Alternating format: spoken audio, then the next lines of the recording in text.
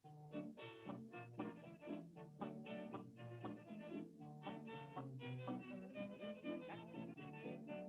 want to tell you about a Charleston dancing fool called Hot Pete. He had a little colored Charleston dancing fool in Hot Pete. He was getting old and gray, so he thought he'd dance his life away. A brand new dance was born that day in Hot Pete. Hot Pete, Hot Pete, fire in the middle. Hot Pete, warm as grizzle. Hot Pete, sizzling through. Oh, what will I do? I can do. Hot Pete, singing like a busy bee. Hot Pete, smoking like a chimney. Hot Pete, burning terribly, many, many furnace out of me. Hot Pete, and what I mean, hot, hot, hot, hot. Why, Pete, that's the way they have got. Drum a lot of hotty, what not, trotty, trot. Hot Pete, Charleston's a doing them. Hot Pete, black bottom ruin them. Hot Pete, here I'm, yeah. We're ready, please. I call this meeting of the Craven County Board of Education to order. And at this time, I would ask Dr. Doyle if she would do a roll call for us, please. Good morning, Chairman, Vice Chair, members of the board. Ms. Frances Boomer, Here. Ms. Naomi Clark, Present. Mr. Carol Ipock, Present. Ms. Stephanie King, Here. Ms. Kelly Muse, Here. Ms. Kimberly Smith. Here. Chairman, we have 6 members present, none absent. We have a quorum. Hey, almost here, amen. See what they do about. Are there any amendments to the board's agenda? Yes, ma'am. Yes, ma'am. Madam Chair, good morning. Good morning. I had sent out an email asking things to be submitted to the agenda, and I don't see them on there. Specifically, I asked for transparency.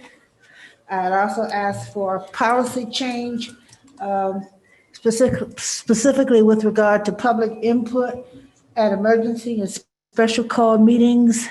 And then I'm also asking that somewhere on the agenda, we talk about people returning to school today. Okay, the last one, we can do that during the superintendent's report. Okay. We can cover that. This should address the issue with the one that you said about the board agenda, about meeting for the board agenda. Yes, ma'am. Okay, these are the dates, and then when you have something that you need to add, you contact Dr. Doyle or myself, and we can get those added to the agenda. I'm also asking though, ma'am, policy change, public input, or I'm asking for that be amended so that we can discuss that today. Let's do the first one first. You had several. Which one you want to call out first? Transparency? Okay, we need to make a motion for that. Yes, ma'am. I'm moving that that transparency be added to the agenda. And I need a second. I second. Okay, it has been moved and second that transparency be added to the agenda. Question, we're ready for a question. All those in favor of having transparency and policy change to the agenda, let it be known by saying aye. Aye. All those opposed by saying no. Ayes have it. What was the next one? The last one would be us discussing somewhere, and you might have covered it, schools, Returning. us returning to school today. And basically, we've put the cart before the horse already. Okay. So that can come out of the superintendent. If that comes under superintendent report, we will talk about that. Yes, ma'am. My only concern is that when we cloak it within the superintendent's report, it makes it harder to find. And if we're talking about transparency, I think it should be a line item. But I defer to the chairperson. You have to make a motion. Okay, I move that it be a separate item, that we have a discussion about how it was arrived at to return to the schools. Second. Second. Okay, it has been moved and second that we have a discussion on how we are to return to school. Yes, ma'am. You have heard the motion. All those, it has been second, moved and second. All those who are in favor, let it be known by saying aye. Aye. Okay, so that would be added to the agenda as well. Can we get clarification of where they're being added? That, because I was going to say that too. I was adding it. So right now, I've got all of that under the chairman's report. It will be item I3 would be transparency. Item I4, public or policy, public comment. Item I5, returning to school decision. Thank you, Madam Chair. Madam Chair, I have an amendment to the board agenda as well. I created packets for each of you. These will need to be discussed in closed session though, because some of them are personnel items. So I would just like to note that I would like to discuss some of this stuff. So you want to, so that, your information will be discussed in closed session. Yes, ma'am. Okay, it's personnel now, okay. So we don't need a second now? I don't think to, not for a closed Okay, session. thank You don't need to second that. We just discussed it in closed session. Thank you. Are there any more amendments? Having none, we need a motion to adopt the agenda as amended. So moved. Second. It has been moved and second that we will adopt the amendment as the agenda as amended. You have heard the motion. All those in favor, let it be known by saying aye. Aye. Aye. Those opposed, let it be known by the same sign. All right, so these items will be added to the agenda. Now for our startups, Craven County Vision, we would like to briefly share that with you. We envision a public education system that challenges all students as learners and prepares them to imagine and create a successful life. Value educators and empowers them to inspire and spark innovation in every student, leads in education and community engagement, and invites all students, their families, and all members of the community to work together to support public education to the benefits of our students, our community, our nation, and our world. Craven County mission statement says, together with our families and community, Craven County Schools would educate all learners to personal, professional, and civic success through challenging and personalized instruction. Our vision at the Board of Education, a high-functioning, purpose-driven board leading personalized and systemic path to success for students, staff, and community. I'd like to share with you our plus and deltas, really our plus and deltas for the last meeting. All the artifacts included in the reports had good context to make decisions. Appreciate the dialogue that we were able to have dialogue and makes you think.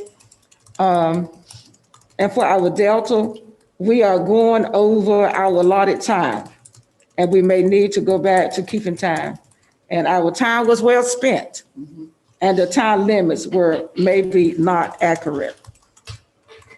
Our core values, we have visionary leadership, student-centered excellence, organizational learning and agility, valuing people, focus on success, managing for innovation, management by fact, societal responsibility, delivering value and results, ethics, and transparency.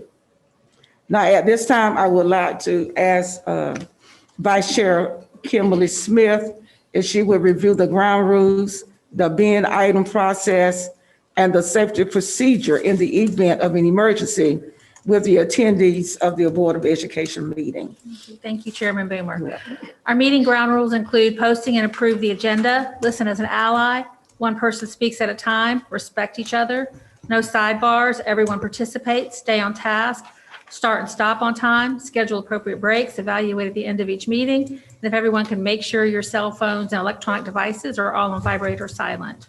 The bin item process, if you have an off-task thought or question, if you could put it on a sticky note, we'll check at the end of the meeting and make sure that everyone's questions or comments are answered. Safety procedures, if we were to have a tornado, we would split the room in half. To my right, we go out this side into the interior hall. To my left, we go into the interior hall. We'd get down if it was a tornado and cover our heads. Same, split the room the same way if it were a fire, except we would exit to parking lot on this side, and on my left, we would exit into the furniture store's parking lot next door. In case we had an intruder, we would alert the building, lock down this room.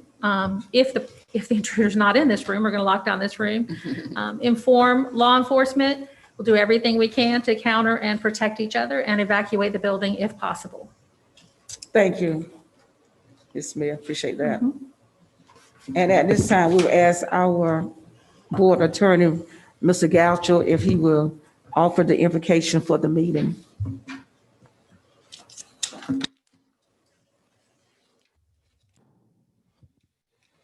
Board members, if you'll please pray with me. Gracious and almighty God, in recent days, so many voices across our nation and within this Board of Education have prayed for peace and unity. In answer to our pleas, speak your love into the hearts of each member, that the deliberations of this board would bring amity with our compatriots and hope to our school system. As we look across the boardroom, may we pause to look for and see you in the face of each one who, in seeking to serve in such a time as this, brings their God-given passions, their heartfelt dedication, their very selves to this boardroom. May that simple yet profound awareness serve to diffuse animosity and dispel any inclination for disparagement or ridicule. And may it compel each of us to approach the tasks of this day with humility and graciousness of spirit. Thus, may we then honor our responsibility to reflect you to those with whom you have called us to serve and to serve with, that we, as instruments of your love for us and for this school system, would attend to the good work of bringing your justice, your truth, and your peace to our county. We pray these things in the strength of your holy name. Amen. Amen. Thank you for that wonderful prayer this morning, Mr. Gaucho, as always, and we definitely need it. And at this time, we will like to recognize Dr. Eleanor Patrick, our Principal of the Year, and she's joining us via conference this morning.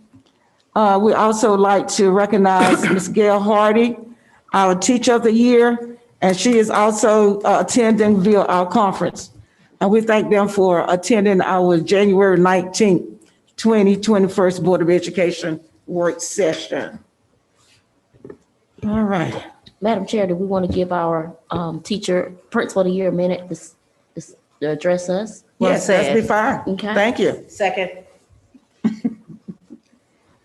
Dr. Patrick, you would like to address us this morning? We'd like to hear from you. Certainly. Thank Good you. morning. It's always a pleasure to be in your presence. Looking forward to participating today.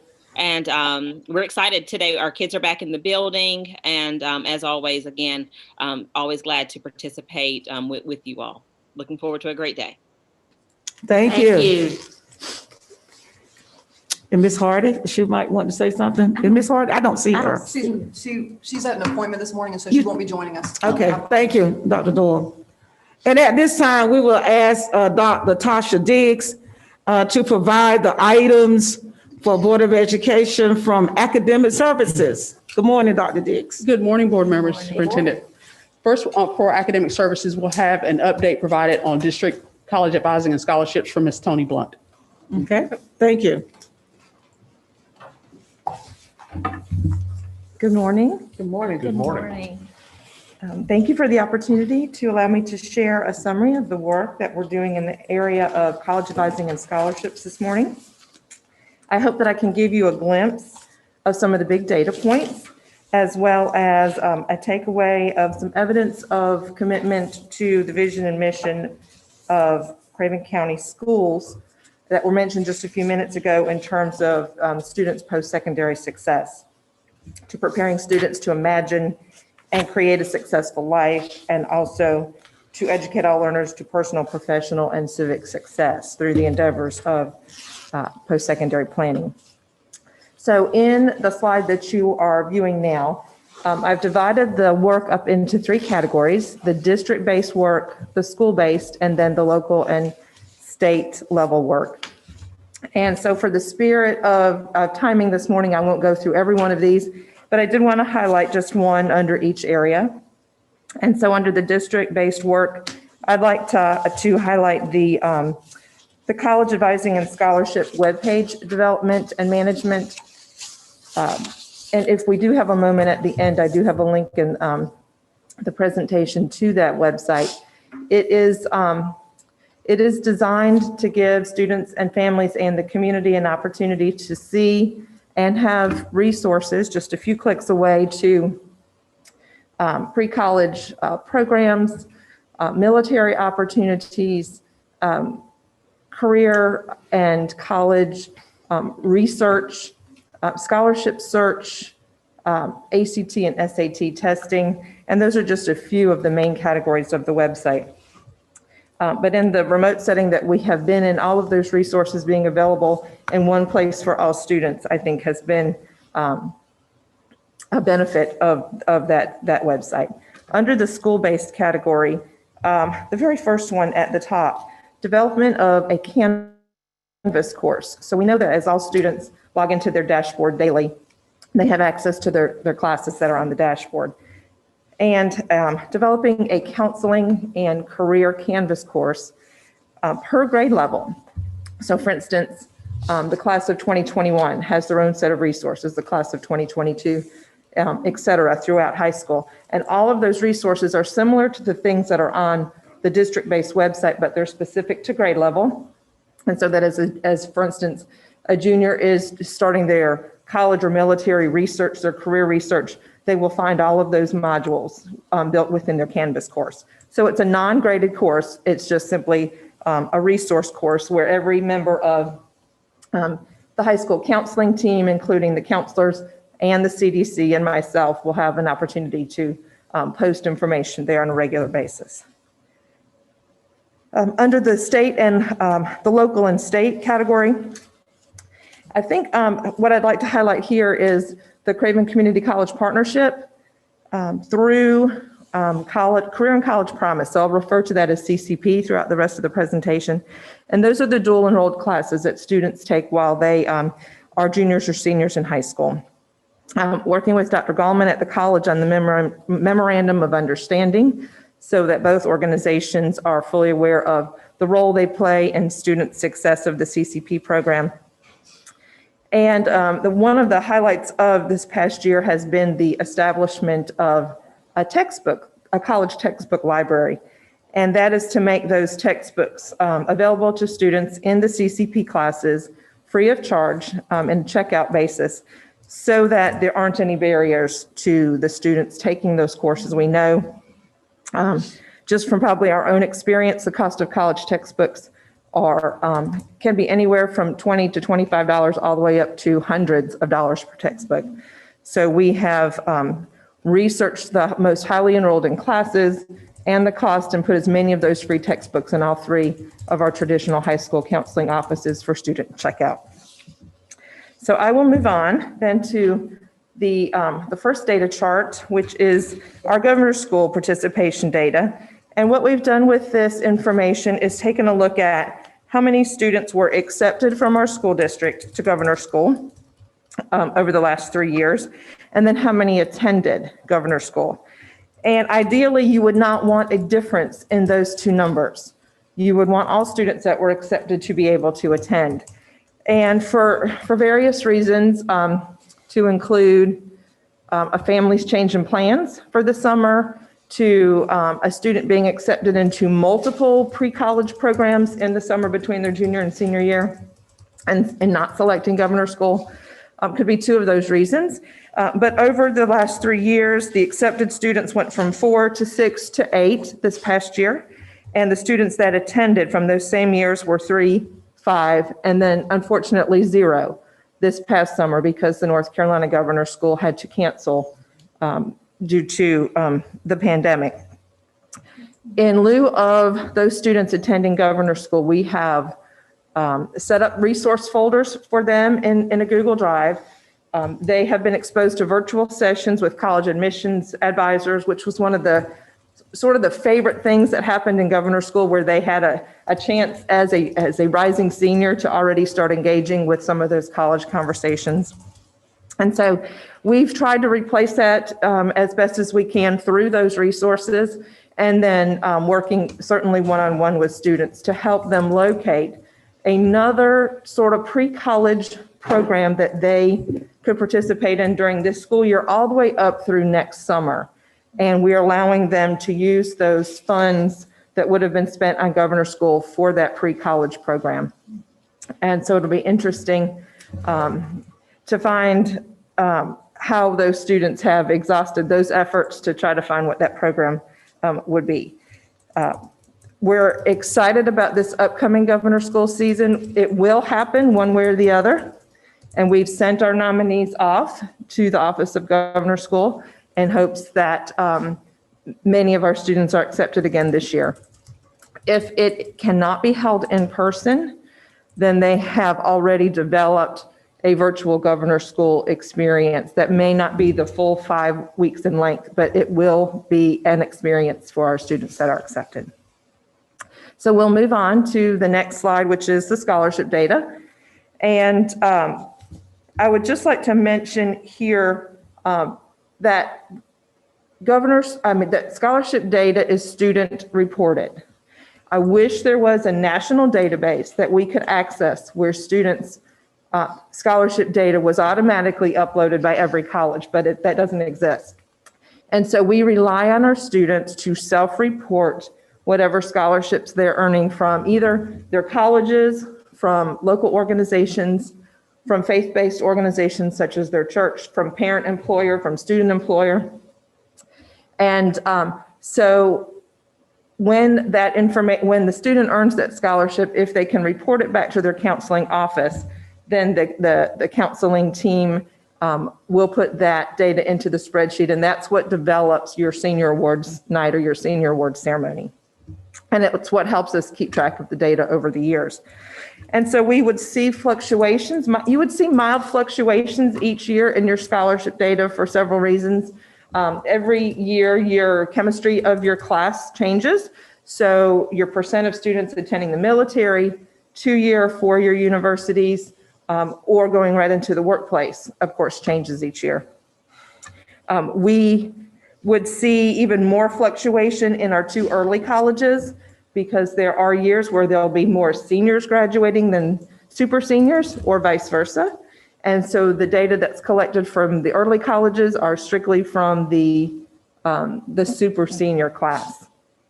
And so although you may have 50 students that start at an early college in 9th grade, you may have a graduating class size of 25 to 35. And so that reduces the number of students that are submitting scholarship data. That would help explain why those numbers on your chart are so much lower than the other 3. We would also see that New Bern High School and West Craven High School, if you'll look at the orange column, had growth in their scholarship numbers, even though we were not in school past March. So they were still using a very strong data collection system. And both of those high schools produced a senior awards ceremony honoring not only the scholarship donors, but also the scholarship recipients in the spring of 2020. Havelock High School had a much lower number of reported student scholarships. And then let me just reiterate, that does not necessarily mean that those students did not earn those scholarship dollars. It means that those students did not report those scholarship dollars. And through this process, and I'll get to this at my very last slide, we have developed and vetted a new scholarship reporting form that all schools in all high schools in the district are using this year to report their scholarship dollars back to their counseling offices. So on our next slide, it is the FAFSA completion data. FAFSA is the free application for federal student aid. It is the one biggest indicator we have that a student will actually matriculate on to a 2 or 4 year college, because this opens the door to state and federal grants and many need-based scholarships. So the more FAFSAs our senior or graduating classes can complete, the greater the chance of those students will to actually go on to the colleges and universities. The state goal for this year is 65%. So it is our hope that we will meet or exceed the state goal of 65%. And several things have been put into place to help that process along. And one includes the Finish the FAFSA report that Dr. Doyle has given permission for our student information to be accessible by every counselor in our high schools, so that we can track when our students submit and complete the FAFSA. And it also gives us an opportunity to see the error codes, like if a parent or a student did not sign their FAFSA, or if there was some other documents that were needed. So when our students are having issues with that or questions, we can see sort of the backside of what the FAFSA completion report looks like. And then we are also working with My Future NC and North Carolina State Employees Assistance Authority on the FAFSA Challenge, which just came out last week. We have 100% of high schools in our district who have registered for the FAFSA Challenge, and we will see our data and we can track it on the North Carolina FAFSA Tracker, which was created by Carolina Demography. So a lot of interesting ways to track our FAFSA in our district. And as you can see on our chart, it's been fairly steady over the last several years. We had a really large jump in early college east this past year. And the percent of completion for 2020 means when the FAFSA opened on October 1st to the data I was able to collect on December 1st, we are already at a place where close to a place where we ended last year, and we still have until July 1st to go. So I'm very pleased with what our families and students are doing in this remote setting and reaching out for help when they need it and getting their FAFSAs completed. And then our next slide is on our Career and College Promise, or CCP, and this is the number of students enrolled across our 3 traditional high schools. And you can see in every one of our schools, there has been a steady increase in enrollment over the last 3 years. Now, the green column that you see is just our enrollment from the fall semester. That does not include the whole school year. So I would expect when we look at this again next year, that number will be also increasing since the previous year. With this increase, there have been some growing pains. With the number of students that are enrolled in the dual enrollment courses, it's allowed our conversations to get more robust with the community college. We've developed this textbook program, and just recently we are collaborating within Microsoft Teams with the college, because they're not a Google organization, and but we can all work within Teams. We are putting all of our student data and our registration, our advising, all of our notes stay within there.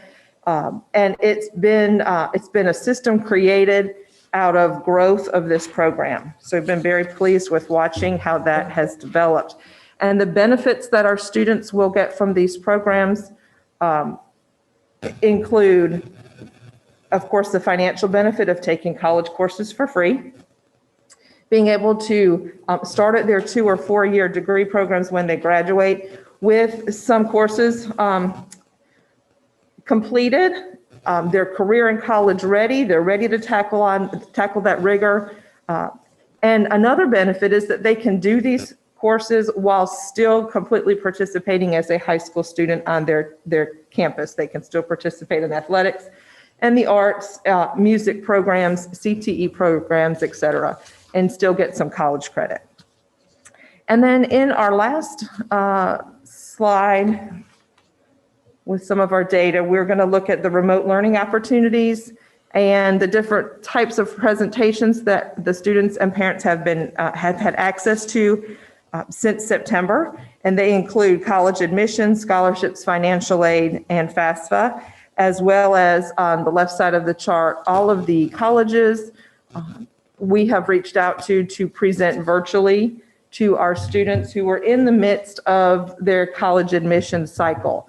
And these were all intentionally presented in September and October because the month of October was North Carolina Countdown to College, in which many of these colleges on this list and many more offered free applications for students across North Carolina.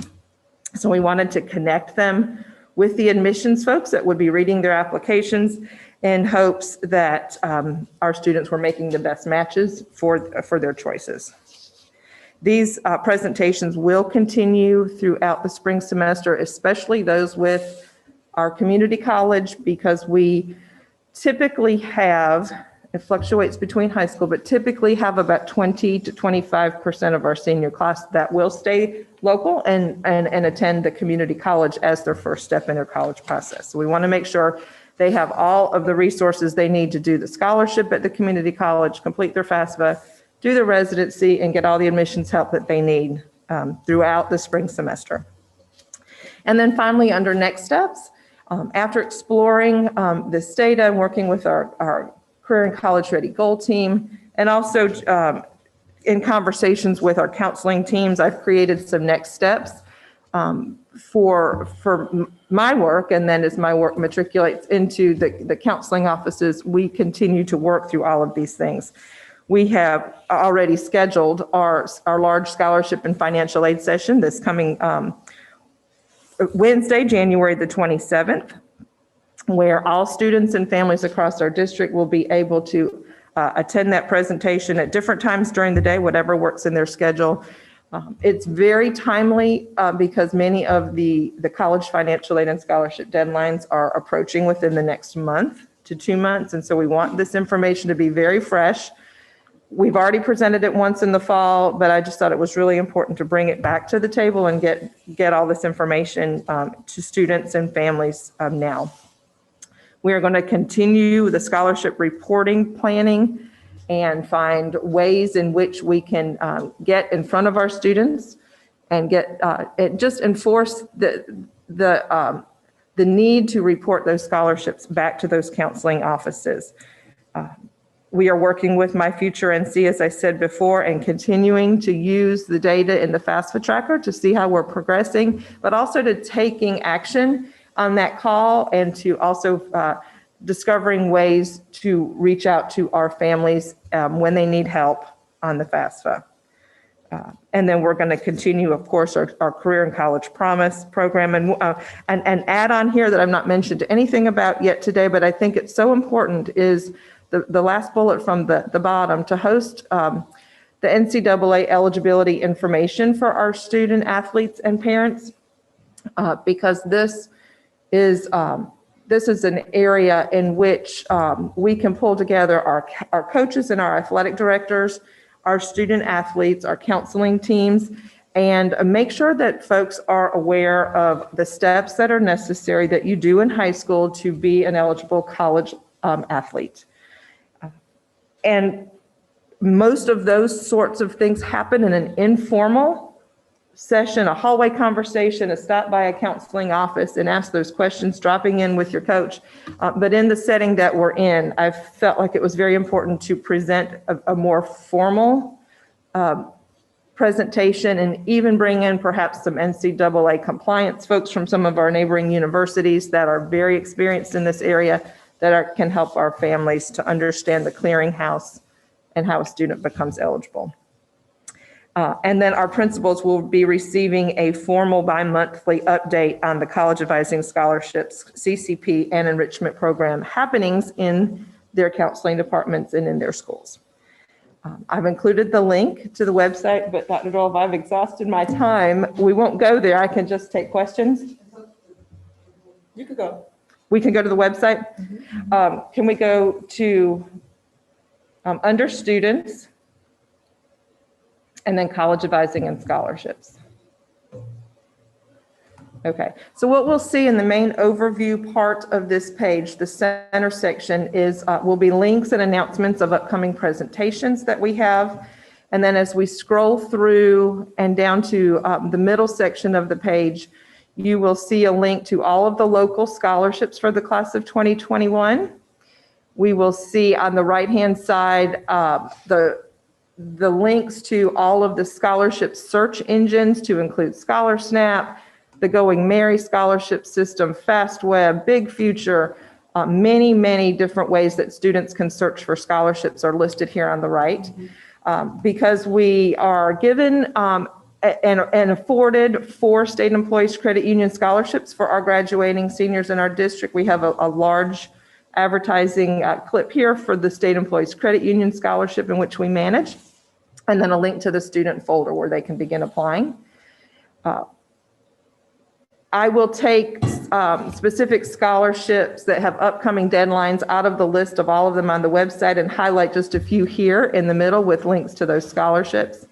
And then some strategies that students can use to track an organizational tool for graduating seniors to keep all of this information in one place. And then I keep the University of North Carolina Promise Tuition Plan accessible to all students, and it always stays on this overview page because this is the plan that North Carolina legislators have taken UNC Pembroke, Western Carolina, and Elizabeth City State, and allowed students to apply and attend for 8 consecutive semesters for only $500 tuition per semester. So our families need to be constantly reminded that four-year university attainment is quite possible with this legislation. Along the left-hand side of that page are all the links and the tools to the Bangert Scholarship, the North Carolina specific scholarships, college specific scholarships for diverse student groups and organized by career and college major, military scholarships, the list of national scholarships, all the financial aid basics where you could find answers to FAFSA and much more. Opportunities in summer programs for middle school students, opportunities in college programs for juniors specifically, and then for all 9th through 12th graders. Just some articles and fun facts, and then links to all the different presentations that that are college related. So that is just a quick view of the web presence for the work in college advising and scholarships to highlight this presentation. Thank you. Yes, ma'am. We appreciate that. Yes. We have requested that you come, and we are certainly happy that you did come and give us this presentation. It kind of, for me, and I'm sure for the rest of us too, it really paints a clearer picture of exactly what's going on with that. And I would venture to say that probably, we probably have more scholarship than that, because the problem is that our kids don't necessarily report it back Yes, ma'am. That's, to the counselor, because I got one who didn't. yes, And I know several more who didn't, so I know there were more scholarships. that's exactly right. That were out there, and so. Thank But at least, you're making it visible for them, and at least you're making it visible for them, and they know about it. So we appreciate it. Are there any questions? or- Yes, ma'am. Yes, ma'am. I Ms. defer Clark? to Ms. King. You do? Okay. Just one great presentation. Thank you. I was not concerned. I didn't understand the modules. You said that there are courses embedded in Canvas. Yes.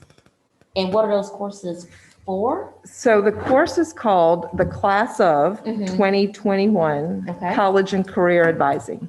Okay. And so it's a resource class. There's no grade book. There are no assignments. And the modules are chunked according to category. So there'll be a module on if you're interested in a military career, you would go there to find information on how and when to take the ASVAB test. A list of all the recruiting names and addresses of the local recruiters, the ROTC scholarship. So all of that is chunked under a military module.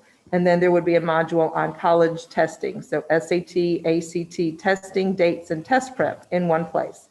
Another module on soft skills, like email etiquette and how to address or how to contact your school counselor.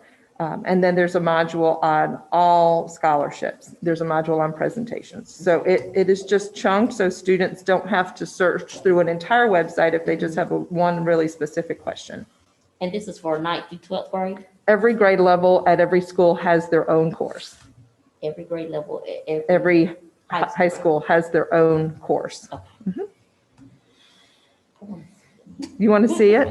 Not today. Not Okay. today, but later. I want. Absolutely. And every student is invited to it. And I'm happy to say that there are over 95% of the students who have accepted the invitation to their course. And if they haven't, I continue to hit resend, which gives them an alert that they've got an invitation to accept it. Okay, thank you. Yes, ma'am. I like that. Thank you. Ms. Clark. Great presentation too, Mrs. Blunt. I have 5 questions, Madam Chair. Mrs. Blunt, I noticed from last year, there was a paucity or vacuum of applications from HHS for Bangert scholarships. Additionally, the scholarships, the few that were submitted, some had cross-outs, some had misspelled words. So I was wondering, what, if anything, is your department doing to ensure that that's corrected? And just for clarification, did you say from Havelock High School? Well, all over. All over there were Oh. cross-outs. Yes, Okay. ma'am. Okay. So the process for the Bangor last year, and I suppose it occurred before last year as well, was that students submitted their applications directly to their, let me go back.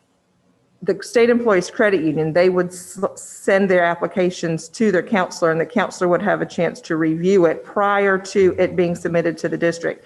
The Bangor is not designed that way. It is designed for students to submit it directly to the address on the application, which is this office. And so there's not another set of adult eyes that have a requirement to read it before it's submitted. So as much as you would like your students and encourage them to edit, and to get other folks to read and make sure that their work is exceptional, there's no guarantee that you will see their best work because we are not seeing it before you do.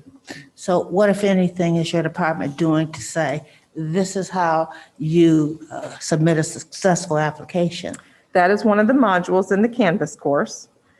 There are links on my website to do that. And all of the seminars that we had in September clearly talked about the value of an excellent scholarship application, how to write an essay, how to present your work in an organized fashion, how to edit it. So if students are willing to attend and learn those strategies, then they're available to them.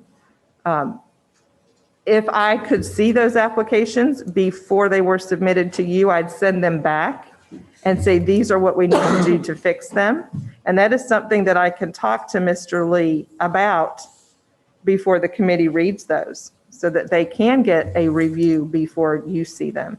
But the opportunities are there in presentation format and module format for the students. Them taking advantage of it, I think, is what I hear you saying. Or how can we get them to take advantage? Us, since we know that that's been a vacuum last year, us helping them to facilitate that. Absolutely. I agree with you 100%. I would like all of our students to fully get their applications edited before they submit it to an outside agency. And the counseling rep on each high school campus, the traditionals, there is one counselor over scholarships. So that person is always available and can and does reach out to students as they send out links to applications to say, here are the resources. Let me edit your essay. Have your English teachers edit your essay. So what you were seeing in an application should not happen if a student fully uses all the resources available to them. I noticed also that you mentioned in one of the slides or modules, professional development for your counselors. Has that started yet? It's ongoing. So I'm in every school one day a week. And the day that I'm there, there are informal ways in which I work with the counselors in terms of they have a question and I give an answer. And then there are formal ways in which I have brought in folks from outside organizations like College Foundation of North Carolina School of Science and Math, the College Board, the ACT, where they've done actual training, lengthy training on how to complete different steps, and even in a FAFSA session.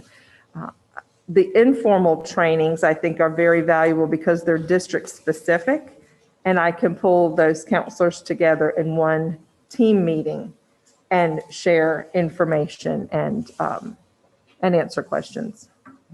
Lastly, I noticed when you did the slides on Board of Governors, there were no bars for Havelock High School, and I was wondering why. On the North Carolina Governor's School Yes, data? ma'am. Mhm. So from 2018 and 2019. Can we put a slide back up, sir? Oh, I see what you're saying. That's it. Yes, this shows how many students across our district and at different schools were accepted by the North Carolina Governor's School. That doesn't mean that there were not any applications submitted So from you're Havelock saying High that School. No one from Havelock High School was accepted at the Governor's School during those particular 3 years? That is correct. Well, I was wondering if you know the reason why, or can you find out the reason why? In general, the North Carolina Governor's School Committee uses a holistic view of determining acceptances. And that would include academic rigor, grades, letter of recommendations, the student's readiness, and the student essay. If a student is not accepted to Governor's School, does not mean that they're not a great candidate. It just means that the competition pool was great, and it usually is. Oh, I agree with you, ma'am, but Yeah. I think there has to be more of a reason than holistic. So I was wondering if your department will be able to find out, not today or tomorrow, but so that if there have been no acceptances, we can sort of rectify the situation. Because if Havelock has one of the highest, and Boomer, I'm not just talking, one of the highest graduation rates, then something is amiss that they aren't being accepted. Right, and I can tell you what I have noticed in the last year, in my experience. The more students that apply from your school, of course, the greater your chances of getting an acceptance. There is a counselor, a brand-new counselor at Havelock High School who has been assigned Governor's School this year. And Havelock High School had the largest amount of applications submitted this past fall. So I think we are in an upward trend there. I worked with her diligently for weeks before the Governor's School applications were due. And she reached out to students on numerous occasions. She attended the music classes, the band classes. She worked with those teachers to get students nominated. They're taking very strong steps at Havelock High School to get the number of students familiar with what Governor's School is and to increase their applications. And they've done so this fall. So I will be very excited to report back if any of those students were accepted to Governor's School this year. They certainly were sent forward from our district committee. Their names were sent forward to the Governor's School office. Can you assist me in trying to determine why those students during 2018 through 19 were not accepted into Governor's School, ma'am? I will do my best. I know that Mr. Winton will not give me the rubric, and what he does present to all communities, and he does present here in Craven County every fall. What he tells them is not necessarily what they're looking for, because they build a community of Governor's School students based on that holistic approach.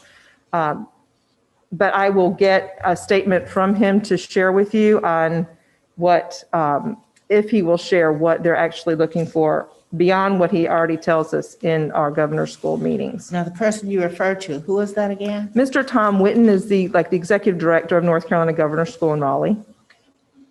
Thank you. Mhm. Appreciate it. Yes. Thank you, Madam Chair. You're welcome. Are there any more questions? Again, we would like to thank you, Ms. Blunt, for taking time to do that presentation for us. And if you can kind of touch base with us sometime in the spring, that would be great for us as well. But you're doing a great job. It's a lot of hard work, and Thank you. we appreciate everything. And we see the results of what's being done. You're welcome. And Thank we you. appreciate that. Thank you so much. Yes. We have next coming from Academic Services, Ms. Debbie Hodges. She's going to do a presentation on middle school athletics that she will need your input and feedback on. Good morning. Good morning. I'm here again about middle school athletics. We had made a decision previously to begin middle school athletics on December 8th, and then the decision was made to postpone it. So I am here again asking if we can start. Originally, we had planned to put the entire school year into from December to June.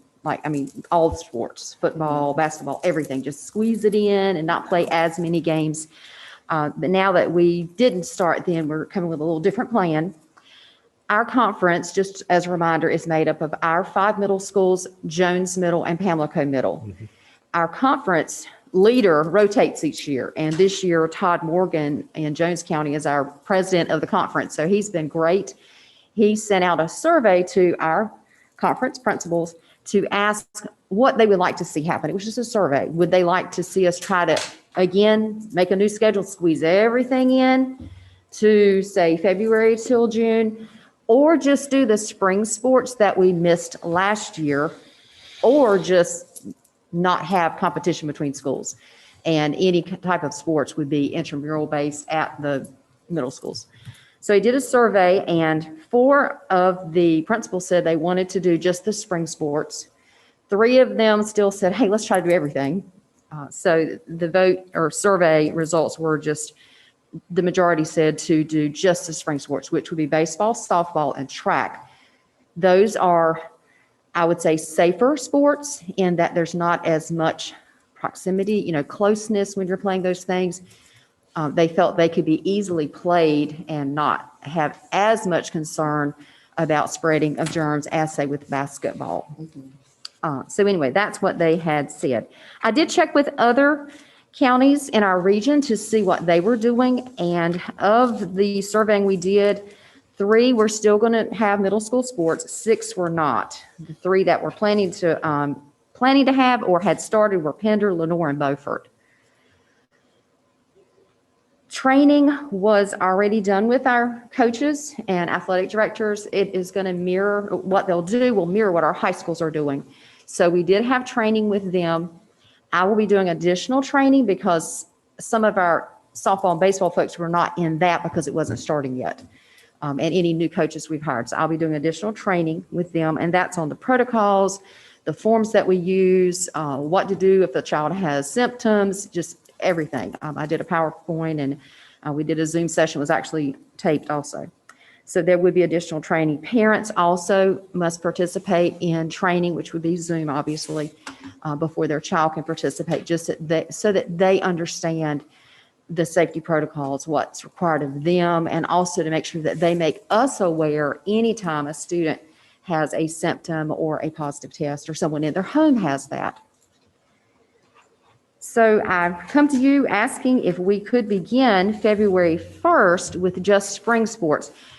I put February 1st as the date, and then my folks told me that they don't start baseball and softball that early. I just picked the date that was in their conference handbook for spring sports. So they wanted me to make sure we didn't have to start on February 1st because that's a little early for them, but that would be the first date that they could possibly start if you are in agreement on allowing them to begin. So do you have questions? Yes, ma'am. What is the actual start date for spring sports typically to get them rolling? The typical date? Yep. It was later in February. Yeah. Okay. To start baseball and softball. I don't have the exact date. I was just wondering how much later. No, So, it's not much later. It was just later in February. okay. Toward the Kinda end, like there was. Go ahead. I think it's like the middle of February. They start, but it is in February and it's cold. It's cold. Yes. so I do- And I will add, with doing baseball, softball, and track, we do have equal male and female sports. So that was another thing we were looking at. Okay. Other Ms. questions? Clark? Who are the counties, or name the counties that are not participating? The ones that are not that I surveyed, I have that. Thank you. I brought everything just in case. Pitt was still waiting, and then their board decided that they were going to not start school yet, so they're still in a holding pattern. Onslow was a no, Carteret was a no, Duplin was a no, Wayne County, Washington, Hyde, Green was undecided at first for spring, and they had canceled baseball. Or basketball, not baseball, basketball. I put I football. know just a survey, Ms. Hodges, and I appreciate the information. Were you able to determine why they weren't returning? Or did they give you a To reason? playing sports? Yes, ma'am. No, I actually had Melody Howell, who works with me, do some of the calling, because Okay, there was a that's lot of fine. calling and leaving messages. Some you. of them had planned to start and had to postpone it. Thank you, Madam Chair. Other questions? Okay, so we don't know whether or not it was COVID related. The ones I did talk to, I got the impression it was more about the, well, COVID related, obviously, but them not being in school 4 days a week. That's a challenge our coaches and athletic directors have expressed with middle school, especially because it's hard for them to get to school for a practice on a day that they're not already in school. That's 2 trips for a parent. That's right. It is. So but this is a recommendation from your coaches. They want to try. Yes, ma'am. They want to try. As an added piece of information, how are we doing in our high school sports with our isolation and protection? We've had some teams that have had to quarantine. We have had some positive cases and some quarantines in some of our schools, and that postponed games. That affects a lot of things, because when you have that happen, you also need to contact the school you just played. And it affects their schedule too. So we've had a few. Our nurses have been really good about, I mean, that's what they're helping us do is, trace it, contact trace. So yes, I can't say that we've not been touched. We have been. Mm-hmm. I believe in those cases, it was brought in from the outside. Yes. Students involved in Yes. something that was external. and You are then- correct. Yeah. We do all that we can at practice and at school, but when they decide to have a party or have a sleepover, and when you do your contact tracing and then you realize that, then sometimes that's the transmission, because they're not wearing masks at sleepovers most of the time and parties. And just kind of continuing that thought,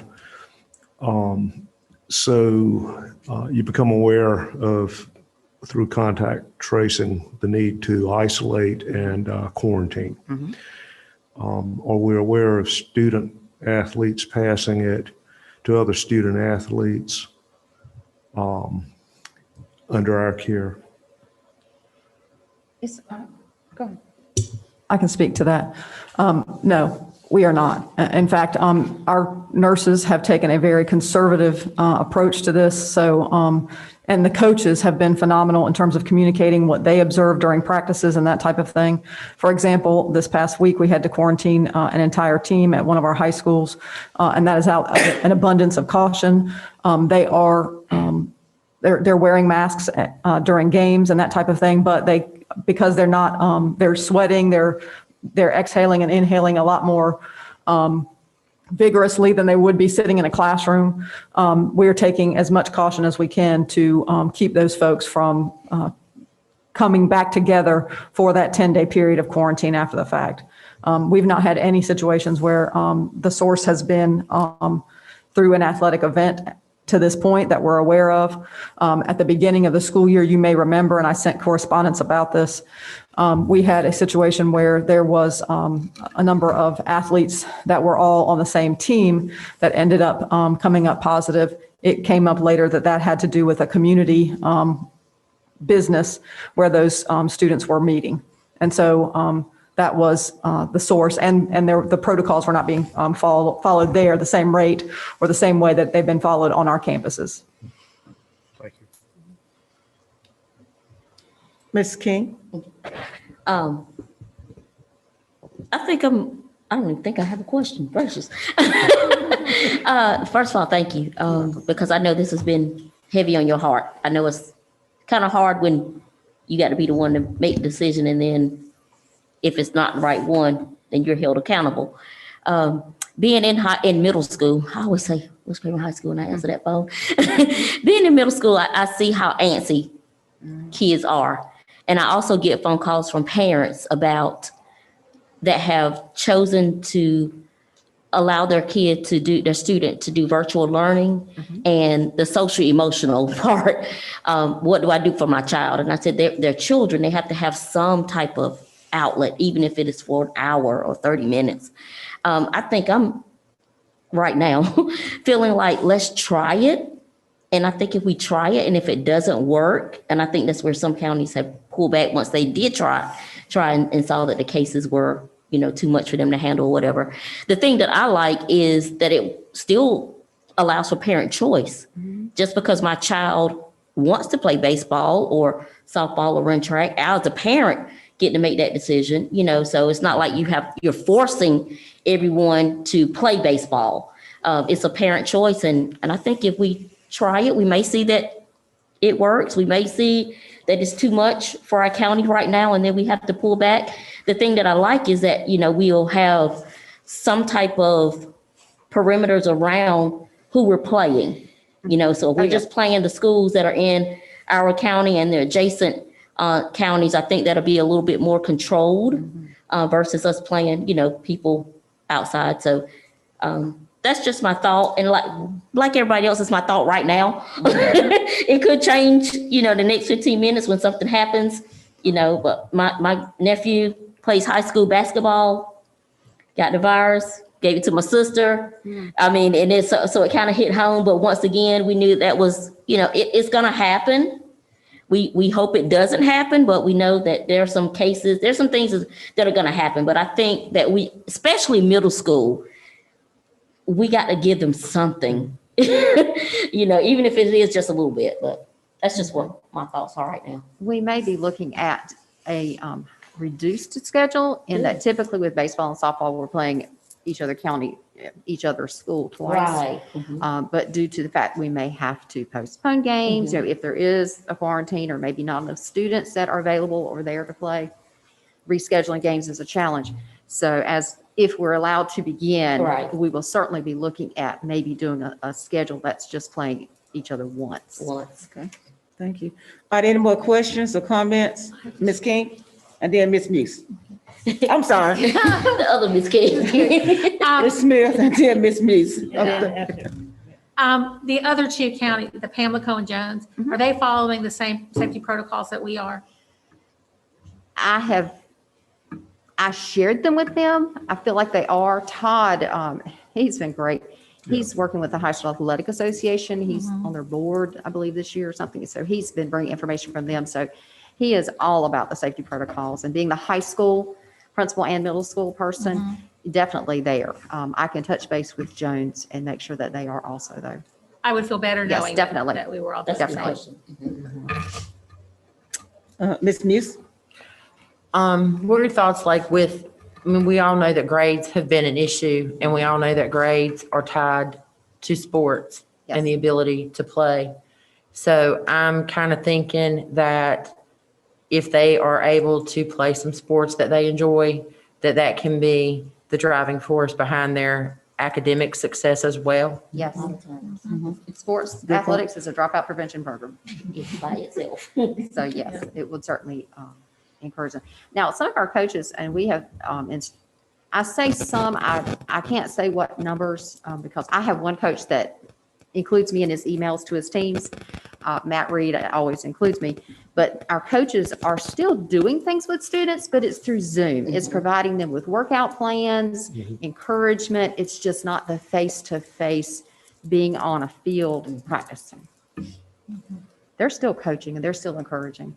Okay. Any more, Ms. King? I'm sorry. Ms. Clark? I have a comment. Thank you for your great presentation. Ms. King and Mrs. Muse, your arguments are persuasive. And I was just about there, but I'm compelled, I'm going to vote no, just in view of the fact that the positivity rate across North Carolina is increasing, but I want no misconception out there in Zoom land that I do not support sports, because I do. That's all I have, Madam All Chair. right, we need to make a motion then. Yeah, do you need action today or consent agenda? Date, I think consent is fine because February 1st is the date we're looking towards. Okay. let's just send to the consent. Yes, ma'am. I think we No, we didn't vote we do on that. roll call. That's why I'm gonna make a motion, because we didn't vote on it. You're right, you're right. Move it Right? to, We need to make a motion because we First didn't vote July. on it. Well, you would put it, you would ask for consensus to move it to consent, and then you'll vote on it on Thursday night when you approve the consent agenda. Okay. Well, since we've got one that's going to vote against it minute. anyway, could we? Oh, just okay, have a roll certainly. call? That- Yeah. Before we do that, can I ask one more question, Ms. Sure. Hodges? Yes, ma'am. What have coaches relayed as far as the social emotional health of their students who have not been able to play any sports this year at all? What have they relayed? Like, how are their kids doing? I really can't answer that. I've not talked directly to coaches. Gotcha. I mainly communicate with the athletic directors. I know that the ones I have talked to, they want to play. They want to see their kids. They want to be with their kids because they know the kids need it. Okay. I make a Thank you. motion, we approve the middle school athletics with the regular reporting for progress. Second. Did you want to say something? No. Oh, okay. It has been moved and second that we approve the athletics to begin on February 1st, 2021 with spring sports only? Is that what we're saying? Yeah. Middle school. You have heard the motion. Question? All those who are in favor of doing this, let it be known by the regular sign of aye. Aye. Aye. Or do we need a roll call vote? You might need a roll call. Okay, we need a roll call vote. Okay? Ms. Frances Boomer? Yes. Ms. Naomi Clark? No. Mr. Carol Ipock? Yes. Ms. Stephanie King? Yes. Ms. Kelly Muse? Yes. Ms. Kimberly Smith? Yes. We have 5 yes, 1 no. The motion passes. Okay. So this go to consent now. And I No, thank you. it does not need consent. You've already taken action. Okay. I thank you and our middle school athletes. Thank you from the bottom of their hearts. And I will make Thank you sure we do for all that keep them safe. information. Sign my Thank you. grandbaby up for one of those. Okay. He's only 4, but he can handle it. Hello, once again. Hi. This time for academic services, Kelly Williamson is coming to provide you with an update from on virtual learning in the district. Good morning. Good morning. How are y'all doing? I'm doing well, thank you. I think Stephen, I should be set.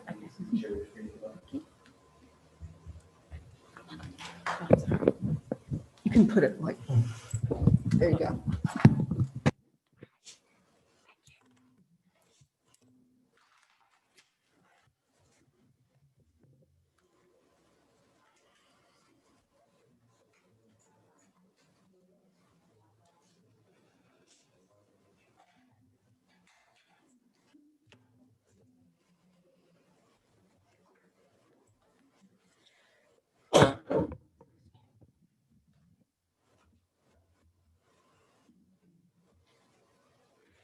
All right, good morning, everybody. Sorry about that. I'll go ahead and get started. Can everybody hear me okay? Yes. Okay, excellent. First of all, I wanted to thank you for last time that I presented and your approval of the Gizmos grant application. We did apply and receive the grant, so we're very excited about that. Yes, very good news. We've trained the 5th grade math and science teachers on the Gizmos. They already have their accounts and they're beginning to use them. And next week, we'll train the grades 6 through 12 teachers. on Wednesday, and then we'll kind of have a student kickoff, even though some teachers are kind of going ahead and chomping at the bit and using the program with their students. So I hope to be able to report back some good feedback from that, but we are just getting started with it. But we're very excited that we were able to get the grant. And again, it ended up covering 5th grade math and science, just due to the numbers that the grant has a maximum cutoff of. We couldn't add 4th grade. So hopefully that's something we can look forward to in the future.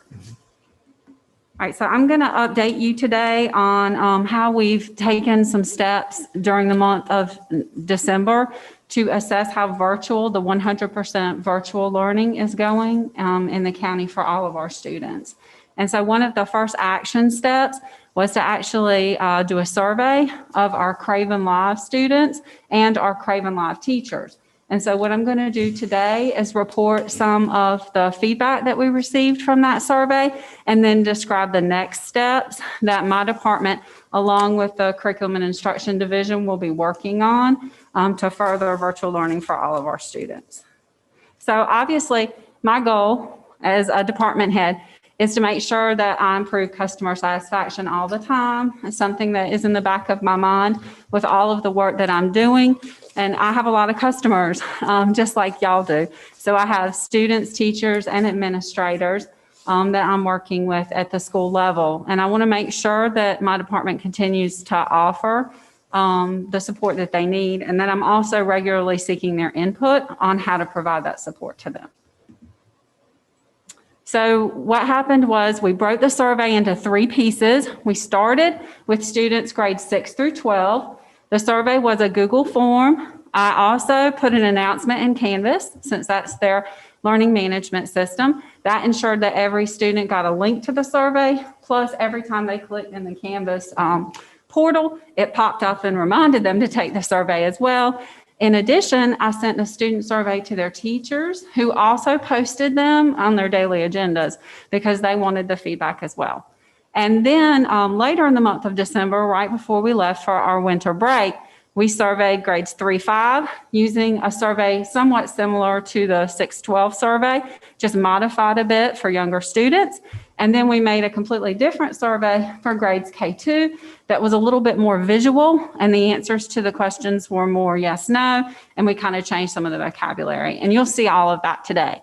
We also surveyed the teachers. So to begin with, in late November, I did a survey of just all of the grades K8, purely 100% Craven Live teachers, and asked their feedback on professional learning and support. And then they took the survey again in December at the district level, and that included all grades 6-12 teachers and grades K5 at 2 different times. So the 6-12 surveys went out first, and then the elementary surveys went out secondly. And again, the teachers also received the Google form in an email, as well as a pop-up in Canvas for those high school teachers. You can see this is kind of what the survey looked like. We did keep the survey anonymous, but they did report what school they were from. Wanted to be able to get feedback without tying it down to a particular teacher. I will mention, though, that the students who were very excited about their teachers mentioned teachers by name throughout. And K2 was especially interested in making sure that their teacher got kudos for the work that they were doing. So these were the responses. I'm going to go over the 6-12 survey first, and then I'll go to the elementary ones. You'll see some consistencies. You'll also see some differences in the data too, which I think is very interesting and will help advise this department on its next steps. So you can see we ended up with a little over 1,000 kids in just grades 6-12 that responded, which to me is a huge number considering they didn't have to do the survey. It wasn't tied to any reward in the classroom. They just did it because they wanted to give us their feedback. So you'll probably notice New Bern High, being our largest high school, had a lot of responses, as did West Craven Middle, Havelock High, and H.J. McDonald. So what I want to do next is just get into the actual questions that were on the survey so you can see that data. And I apologize, I use Google Forms. They generate their own pie charts for every question. And if the little pie sliver's small, they don't give you the number. but I do have the numbers written down if you're interested, and you don't want to have to do the math to figure out that different little segment. They also pick their own colors based on the question content. So I will apologize for that to begin with too. So I'll just kind of take you through it and tell you whether the colors mean agree so that you can quickly look at it and not have to necessarily read the bar underneath it. So you can see in terms of the schoolwork that's being given to our students, the first thing that I wanted to know was how challenging it is for students who, again, are 100% virtual. So we're talking about our Craven Live students here. And then I also wanted to compare that to how engaging that was for them. So those were the first two questions. You can see challenging. You can see yellow and green is what you want to look at there, which is, was it quite or extremely challenging? You can see that that's around 50%, a little better than 50%, a little better than half our kids are finding the work they're doing in grades 6, 12 challenging. If you look at the second pie chart, you're going to see engaging. And so again, the colors yellow and green there are going to show you quite engaging to extremely engaging. You can notice that those two combined are quite a bit smaller. So I see that as an area that we need to work on in the 100% virtual instruction. All right, the next three are about the relationship and the communication between the teacher, student, and families, because that's important too. Remember, again, these are the students that are never going to necessarily have face-to-face contact with their teacher in Craven Live. This is 100% remote. So the first question was about feedback. That tiny little blue sliver is around 4%, 4.7% to be exact. So we want to look at the purple and green here. How frequently is my teacher giving me feedback on the work that I'm doing? So if you combine the purple and green, we're at about 50%, a little over 50%. If you look at the second graph, that was just a question asking their opinion. Does my teacher check in often enough with me? And again, if you'll look at the blue and red there, and there's a tiny little green that's about 6-7%, you'll see that about 72-73% of students feel like their teacher checks in with them enough. Those would be your blue and your red colors. And the final one is, do I know how to contact my teacher? Can I contact my teacher if I need help on anything in the class? And you can notice again, you want to look at the strongly to agree and agree, which would be your blue and your red. Overwhelmingly, a large amount of students felt comfortable that they could contact their teacher, a little over 88%. Okay, the next was about how are you learning? Do you feel like you're getting the same education as your other students who are going face-to-face? And remember, this was back when we were in Plan B that this survey was taking place. And so again, you can see strongly agree and agree are your blue and your red there. And we have a tiny little green slice there that's like 6%. So 74% of students agreed. Understanding the processes for virtual learning. If you look at that, again, we have a little green slice there of about 6% that's not recorded on the screen. As far as strongly agreeing and agreeing, you can see there's an overwhelming amount, about 3/4 of that pie is taken up with students who do understand the processes. That included in parentheses like your playlist, your daily agenda, the programs that you use, and any other resources that your teacher uses with you. The next three are about actually how the students perform the work. So the first one is the assignments that I've been given by my teacher, whether or not they actually help me to learn. And again, if you look at the blue and red there, those are the colors for agree, you'll see it's about 70% agree that the assignments that they're being given actually help them learn. The second one was kind of an aha for me and significant in the data that I collected as far as some next steps go for not just my work, but the entire division's work, which is that students are able to show what they know in different ways. And so if you look at, again, the purple being almost always in that middle graph and the green being frequently, those purple and green together are only about 40%. So what that says is about 40% of these Craven Live students feel like they're able to show what they know in many different ways. And then the last is the ease of use of digital tools as they're all getting accustomed to Google Classroom and Canvas. How easy are these for you to use? This was high school, so this relates directly to Canvas. You can see again, easy, very easy. and not that bad take up most of that pie there. A little slice again of about 6% there for the blue. All right, so I'm going to go on to the grades 3-5, and then we'll look at grades K2, and we'll end with the teacher survey. So you can see the participation here again. We had about 200 responses.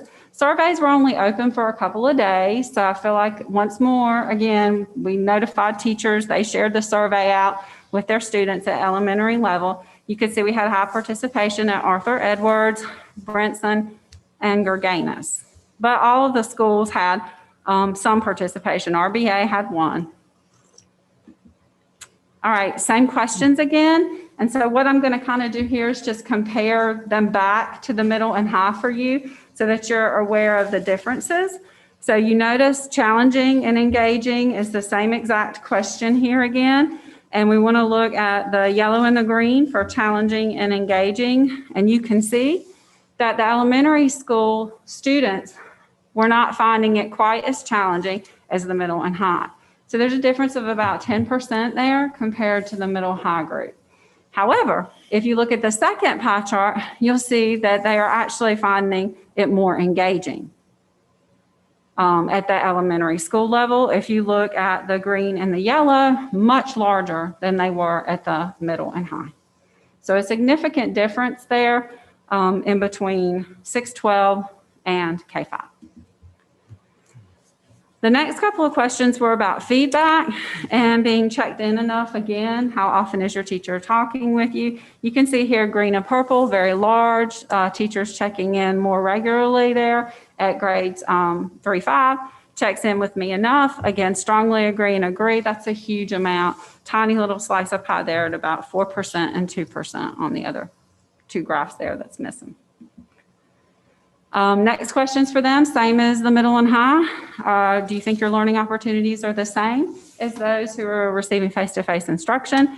And do you understand the process for virtual learning? Again, you can look at strongly agree. They feel very strongly there, and blue and red that they are getting the exact same instruction that they are as their face-to-face. A little higher than it was at grade 6-12 as well. Looking at the processes for virtual learning, very high. Okay, so the students are understanding the processes that their teachers are putting forth and any programs that their teachers are using. And then again, back to how the students learn and the assignments that they're given. Notice again, the piece of the pie under the assignments help me learn, very large percent here. We're talking very close to 90%. The other two pieces are around 10%, the yellow and the green. I can show what I learn in different ways. Again, the green and the purple here are bigger, almost twice the percent that it was at middle and high. So again, that's why I kind of saw that as a significant piece of data in comparison from what's happening at the elementary to what's happening at middle high. And we all know middle high, sometimes it is more difficult to engage the students. They are digital natives. They are online a whole lot more socializing than the K5 students are. So I have to kind of try to make sure that I consider that as well. And the last column here was ease of use of digital tools. Remembering that they use Google Classroom, expected that percent to be a little bit higher because that platform is a little easier for young ones to navigate than another platform might be. These are just some comments across grades 3-12 that I thought you would appreciate looking at. I tried to put a quote from an actual student at the bottom because I find that significant. I was extremely impressed with how articulate our students were. How many times the word thank you was included in the survey, just thanking us for even wanting their feedback on how Craven Live is going. Same was true of the teacher survey. And taking the time to really think out the comments and not just repetitively saying, school is hard, school is hard, school is hard. So it was nice to see that they took every single question and commented on those questions rather than just using it as a platform to complain. That is not at all what happened with the survey. So I was super impressed with our students. So you can see they appreciate the playlist, providing assignments in an organized and timely manner.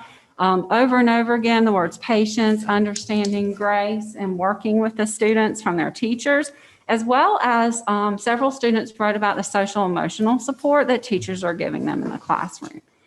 And providing time together in Zoom and being on time. That was a big deal to them. And you can see the quote from one of our middle grades students right there, just listening to our needs, meeting us halfway, understanding where we are both mentally and academically, and supporting us through it. I just thought that really summed up the good work that's being done by the teachers in this county. I did ask them for a suggestion as well. And again, I realized I opened up a can of worms with that. But once more, they were very articulate and they spoke to what they really needed to be successful in the classroom. So these were the top responses, grades 3-12, in terms of what they would suggest to their teachers. Communicate more regularly and answer emails. Not overload the amount of assigned work. Provide more asynchronous time for students to complete assignments, less whole class Zoom time. And some of that might have to do with that engagement pie piece that we looked at earlier. More challenging and engaging activities and assignments, since those were lower percentages. That was in line with what the students responded. And then more recorded videos they could watch over and over as needed. Students really pointed out, I like it when my teacher makes a video and I can pause and rewind and pause and rewind, and I can watch it 100 different times if that's what I need to do to help me learn. Someone else might need to watch it 2 or 3 times. Some parents might need to watch it a few times too. All right, what are some challenges? Obviously, motivation. I think that's across our world right now. I think everybody, it's difficult to motivate yourself when you know that you are going to be in web conferences for the day. I think we all feel that, and we're not surprised by that. The internet connections, again, that's an area that our governor is working hard with all of our public school units across the state to help boost technology through hotspots. So that's really being addressed as we speak at a larger level than the district. Unclear directions by teachers for turning in assignments with due dates, and some issues with iPads updating or not being able to access the apps.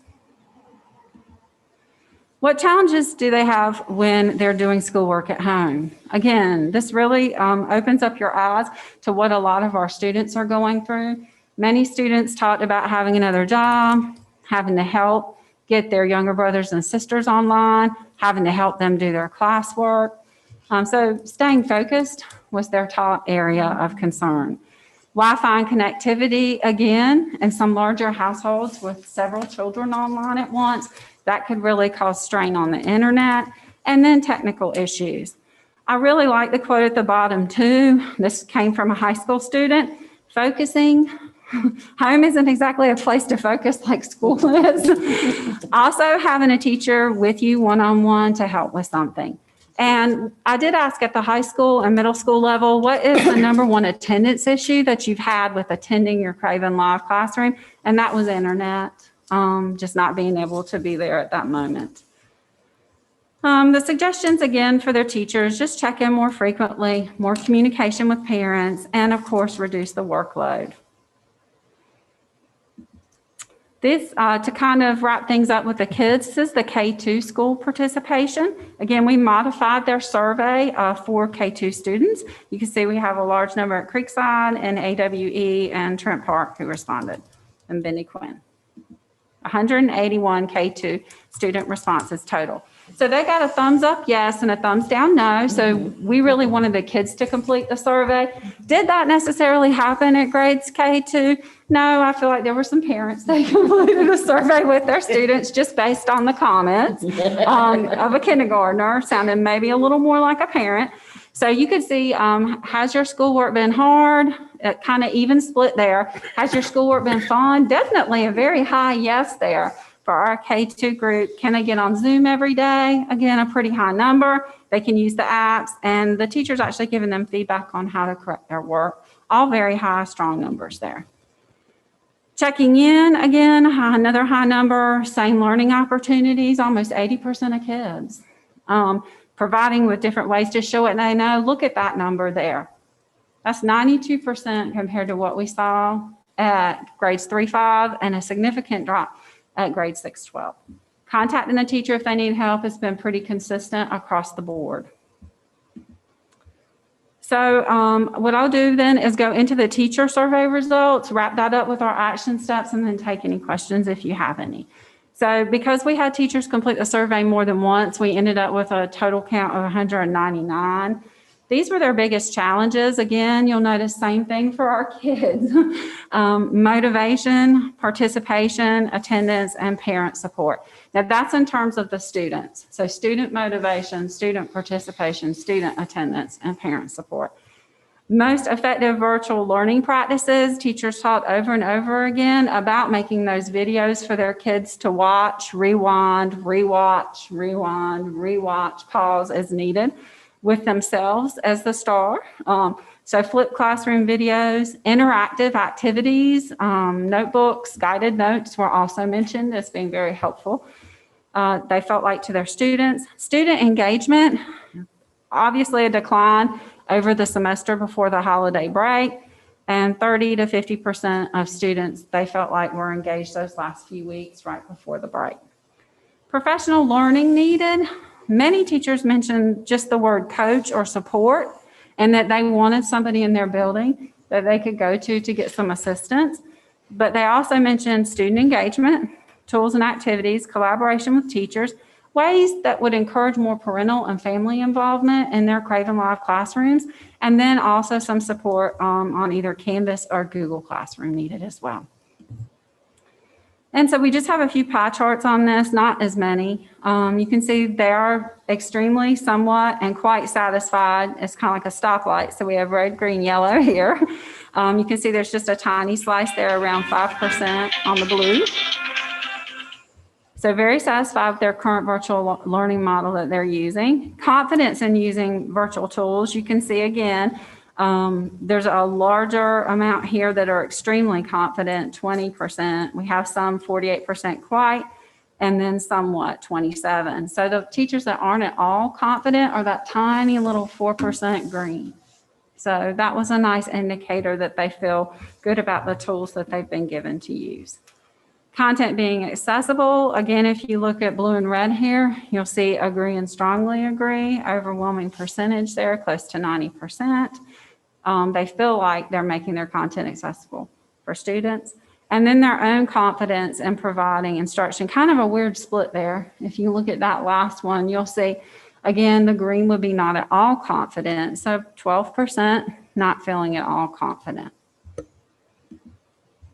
All right, and our last couple here, we have virtual learning. Again, we asked them the same thing we asked the kids. Do you feel like your virtual learning instruction is good or better, as good as or better than your face-to-face instruction? And so you can see there the disagree, 41%. Significant. Okay. I can leverage virtual learning to individualize for students. Again, this was another aha for me. And just seeing the disagree was yellow and the strongly disagree was red, around 6%. So we're talking about 65% of our teachers can individualize what they're doing for their kids in our 100% remote. So again, a need for some professional learning kind of stood out to me on both of those. So just using our typical data analysis model that we use here, what did the data show? I think you probably already know that, but students and parents are very appreciative of their Craven Live teachers in regards to patience, flexibility, and grace. Students want some more asynchronous time to complete assignments. They want some more engaging activities, and they need multiple ways to prove that they know what they've learned. What did it not show? I didn't ask for teacher names, even though I got them. So I wasn't able to glean from this data some top teachers, although again, some students volunteered names, even though we didn't ask for them. Also, no difference between middle and high school. I didn't separate the data. I lumped 6-12 all in one. I can definitely disaggregate that more to drill down into the differences between middle and high. What are some opportunities for improvement? Obviously, we need to work on more frequent communication because that was mentioned in several of the questions. Revising some guidelines for Craven Live, professional learning, and coaching for teachers. It's one thing to sit in a workshop. It's another thing to have a coach to offer you support all the time you can go to and trust. I plan to conduct the survey again in March and in June to look to see what still needs to continue to be improved. And then what are some celebrations? I think there's a lot of celebrations in this data, and I'm very proud to share it with you today because I feel like the students and the families are very appreciative of the work of their teachers in Craven Live. As a matter of fact, I did Control F and I looked for the word love and I found it 105 times where students came forth and just said, I love my teacher. I love Craven Live. And that made me feel really good about us giving them that opportunity. Students also commented in another section. There was just an other comment section. They could list anything they wanted to on all surveys. How this Craven Live option is helping keep them feel safe. And not just them safe, but their family safe. Many of them spoke about having elderly family members or people with, compromised immune disorders that they knew that they weren't taking the risk of infecting those people in their household. And then we also had 127 students just volunteer in the other section how much they enjoyed Craven Live. So in terms of my department and the work of the division that I'm a part of, obviously, a lot of the kids, when they mentioned that they were having some problems using some of the digital tools, spoke to me about our visual learners. I talked to y'all about that last time I was here and how so many of us learn visually. So I am in the process of creating a Canvas course template. We had some, but I'm going to kind of try to improve that and share that out with teachers to help meet those visual learner needs so that accessing Canvas is easier for kids and for parents. In addition to that, I have a parent and student Canvas course I'm going to launch in the next week or so that goes through and talks to parents and kids about where everything is, where they can find information to help with that. I want to continue to offer professional learning and coaching for both digital and those 100% virtual teachers, recognizing they have different needs than teachers who have students face-to-face. And I have created a professional learning plan that includes some coaching for those Craven Live teachers every other week so that they do have someone to talk to and feel like they have that site level support. I'm also continuing to develop the skills of the media coordinators to help be building level support as well for those Craven Live teachers. The next couple of action steps actually deal more with our goal teams, but I'll go through them now, and then I'll see if Dr. Diggs has anything she wants to add to that. So obviously, we're going to continue to provide classroom continuous improvement training for that virtual environment with our learning systems coaches. I'm on the technology goal team. We are working to find some better data out on how many kids have good internet, how many don't, and then our next step is to work to remediate that, to make sure that that child has a device and has some reliable internet for them. And we have some new hotspots that are working really well in different parts of the district now, so we're kind of excited about that too. And then the science, reading, math goal teams will work to embed more digital resources and tools in the pacing guides. Obviously, we'll continue to provide training and support for Gizmo with the math and science goal teams. And then there will be better lesson coaching for middle and high school math teachers on blended learning. Dr. Diggs, did you need to add anything to that? No, not anything additional. That was why we listed it the way we did, so you can see the work that Kelly's doing in conjunction with the goal teams. So you can see where the work, how the work will be divided up. Okay, so I'm at the end. Does anybody have any questions? Are there any questions, Ms. Clark? Outstanding presentation. Thank you. Thank you. Is that it? Ms. Kay? Oh, I concur. Outstanding presentation. I do want to say that, having worked with you, you could probably sell ice cubes to an Eskimo. Dr. Diggs, do you agree? Okay, because your passion, your knowledge, and your passion exudes everything that you do, and I'm so appreciative of that. I do have a couple of questions, and I thought I wrote them down. When did you say the survey was completed? The first round of survey that was grade 6-12 was the first week of December. And then the ones that went out to the grades K2 and 3-5 were about 2 weeks after that. Okay. So right before the break. Okay. Thank you. The other question was, we've heard, we've read, we know that too much screen time can be detrimental to our eyes and our brain and our development and all that stuff. Have we or it may be on a individual teacher or principal basis, provided like some schedules to help parents, especially with our younger kids, as far as, because we've heard since the beginning, my child spends 8 hours online doing homework, and we know, or doing their schoolwork, and we know that shouldn't be taking place. Are we providing, any sample schedules or anything? And is this on? They do have schedules already that we provided at the very beginning of the school year. Okay. About how much time, and it was divided up by grade level. So the K2 elementary had an amount of time, middle school, and then high school, as far as how much synchronous and how much asynchronous time. And that was provided to all the school leaders to share with their staff in their guidebook at the beginning of the year. Okay. We try to reiterate that too in the Yeah. professional learning that we do with the teachers. That's one of the things we try to hit every time is just the amount of screen time, mixing up your activities so that they're not online and, a Zoom for endless hours. Right. That there's an activity that's somewhat independent, then they come back and do some Zoom. And I was, every teacher has done such a great job on the website of posting those schedules for parents. They're super easy to find as well. Okay. I did want to, I know we want to take a moment to hear from Dr. Patrick about the pulse, from her school as far as Craven Live, from her parents or students or teachers, what they're feeling, what their concerns might be, if she can. Certainly. I think we have gotten better as time has gone on, especially for Oaks Road. As you guys know, internet was a major barrier for us. Even for our students in Craven Live, we still have some on Craven Live that don't have reliable internet. They do have a hotspot, but it just sometimes isn't quite strong enough. But I will say we have definitely learned and grown over the last almost year now.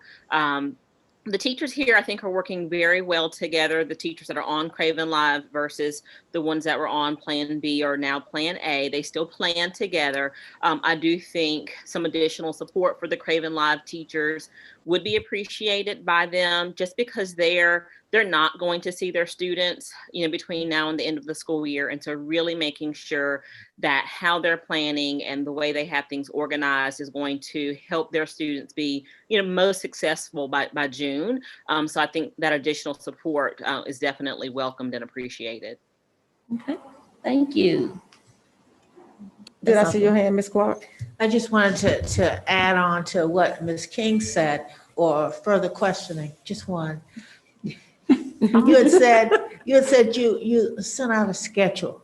My question is, how are you ensuring that that's being followed with fidelity? Because I'm still hearing that kids are in front of the screen too long. And we are relying on the school administrators as they're doing their instructional, what would be virtual walkthroughs, to monitor that. And then when we have heard back that a teacher isn't abiding by that, we do help them follow up to be sure of what's going on, or getting more information from the parent. When we've heard from specific parents, we try to get as many details as possible so we can find out what's being asked of the student, to be sure that the student isn't being asked to sit in front of their screen for 6 hours, so that we can help that teacher. And if the teacher is feeling as if they aren't having enough time with their students, how to adjust their instructional lessons so that they can abide by that time, because we don't want the student to be live on screen for their 6 full hours. But we did have more concerns shared with us at the beginning of the year, and I think it was during that adjustment period. We have not had any brought to us directly, but we do address them directly if we do have those shared with us. So we work with the principals and sometimes the teachers directly, depending on what the situation is. Thank you. All right, any more questions or comments? Thank you for a Thank you. wonderful presentation. We Thank you. really appreciate that. Thank you. Great job. We really appreciate that. Thank you. Thank you for your support. I appreciate it. Thank you for your hard work. Thank you. Yes. Now we're going to ask Dr. Miller if she would give us the human resource report, please.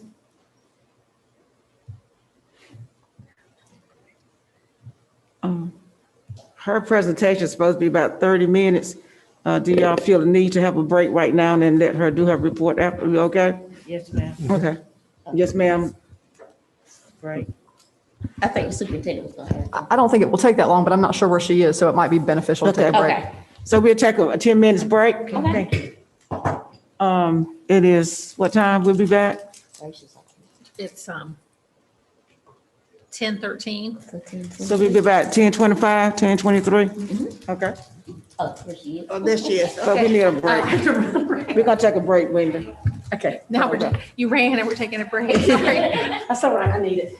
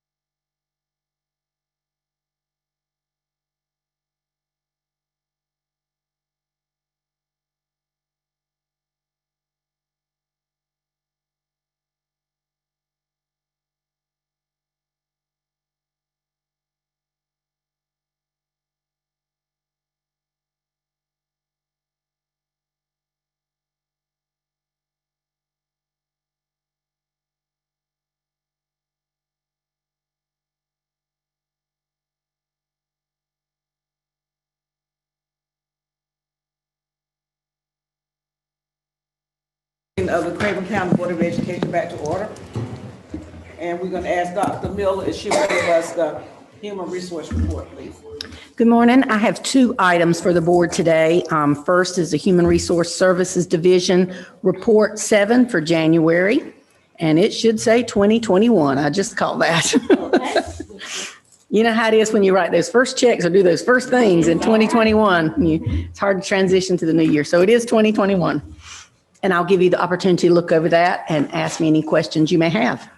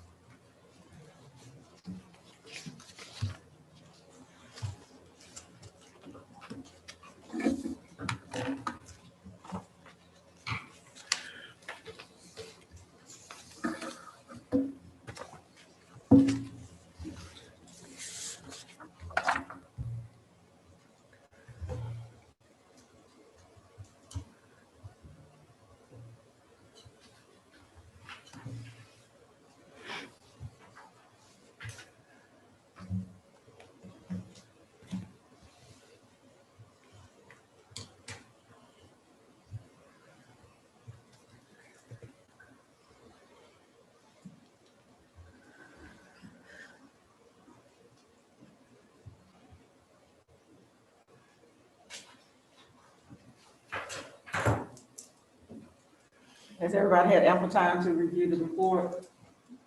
Yes, I have. All right. Are there any questions or concerns about the report? So at this time, we get a motion to approve the Human Resource Services Division report. Ms. Boomer, I think you want to move it to consent. Oh, okay. Okay. Let's move it on then. All right, second item I have for you. You will remember I came to you earlier explaining the types of leave we had for our employees during COVID. And you were aware that the leave ended December 31st, 2020, the COVID leave. There was the opportunity by Congress on December 27th permitting employers to extend the leave if they chose to. It is not required.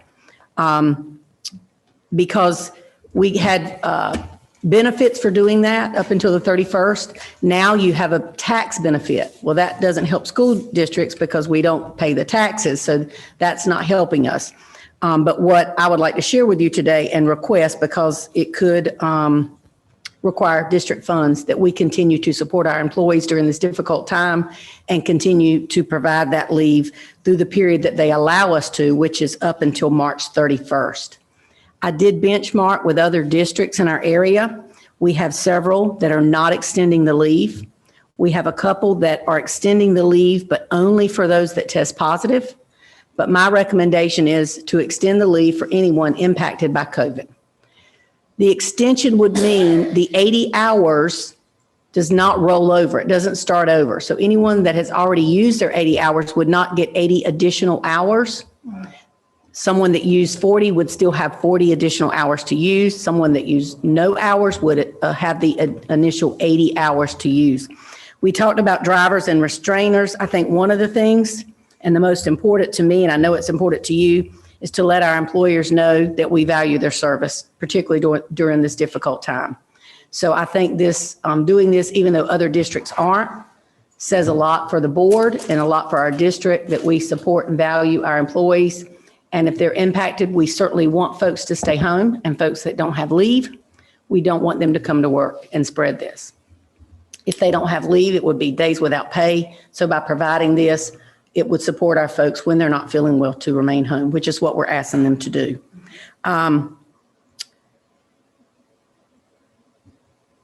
One of the concerns is the abuse of leave.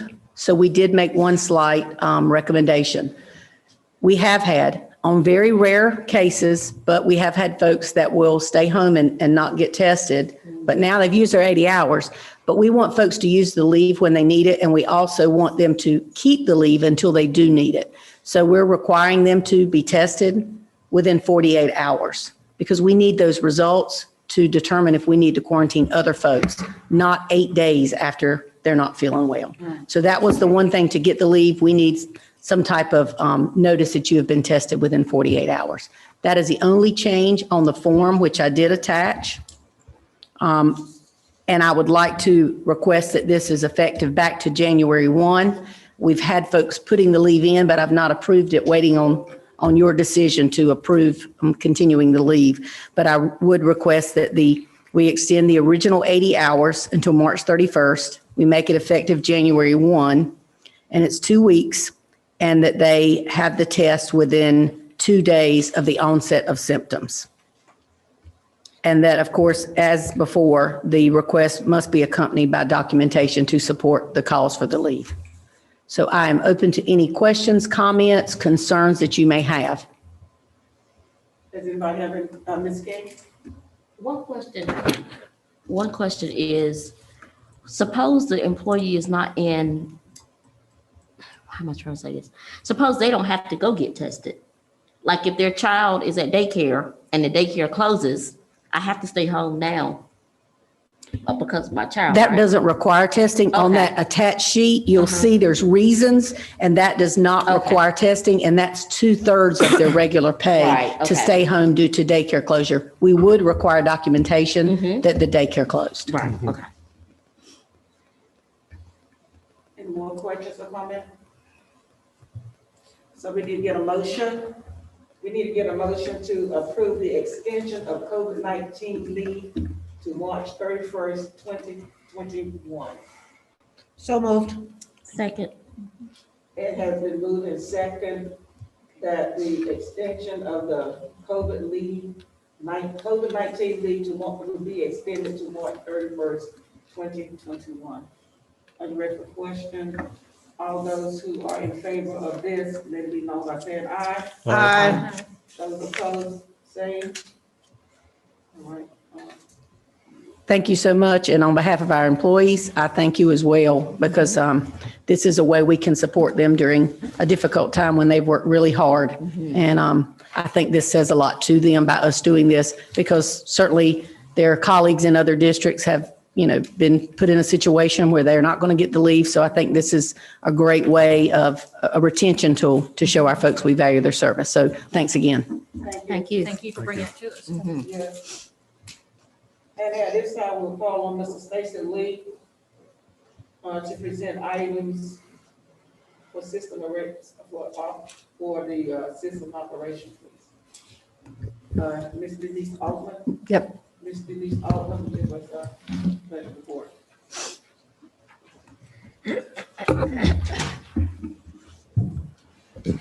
Good morning. Good morning.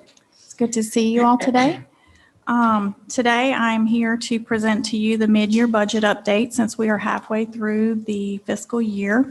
I want to give you an update on where we are with funding and spending levels in our state, federal, and local funds. So if we'll go to our first slide. As you're aware, the state budget is the largest portion of our overall operating budget. Again, this year, we do not have an official state budget for education. We have laws that were adopted by our legislature to support the areas that needed attention in our state. And these are listed under Session Law 2020-45 that is linked there for your reference. One of the items that was provided for in the state law that was passed was for teacher and instructional support salary schedule to be established at the same level as last year, 2019-2020.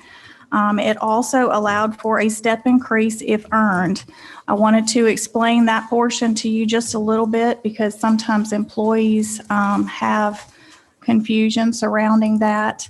When you look at the teacher salary scale and you look at the assistant principal salary scale, not all steps on the salary scales come with a raise. So if you look at the teacher pay scale, for example, years 15 through 24 do not include a pay increase. So if you were a teacher and you were on level 3 and the state passed the law that says that you get a step increase, then you probably got a raise this year. But if you were a teacher that was on step 16 and you moved to step 17, it did not come with a pay increase. So if you get those questions in the community, I wanted you to be aware, if you look at the pay scale for those two areas, there are not pay increases for those 9 years, which is a horribly long period of time without a raise. So I wanted to draw your attention to that point. The second section there is teacher and instructional support bonuses. There was a one-time bonus approved for teachers and instructional support staff that were employed as of October 1st. So if you were employed as of October 1st in our district and you were a teacher, a guidance counselor, a media person, psychologist, mentor, then you would have received this bonus of $350 paid by October 31st. Any questions related to those items? Section 4 addressed principal pay.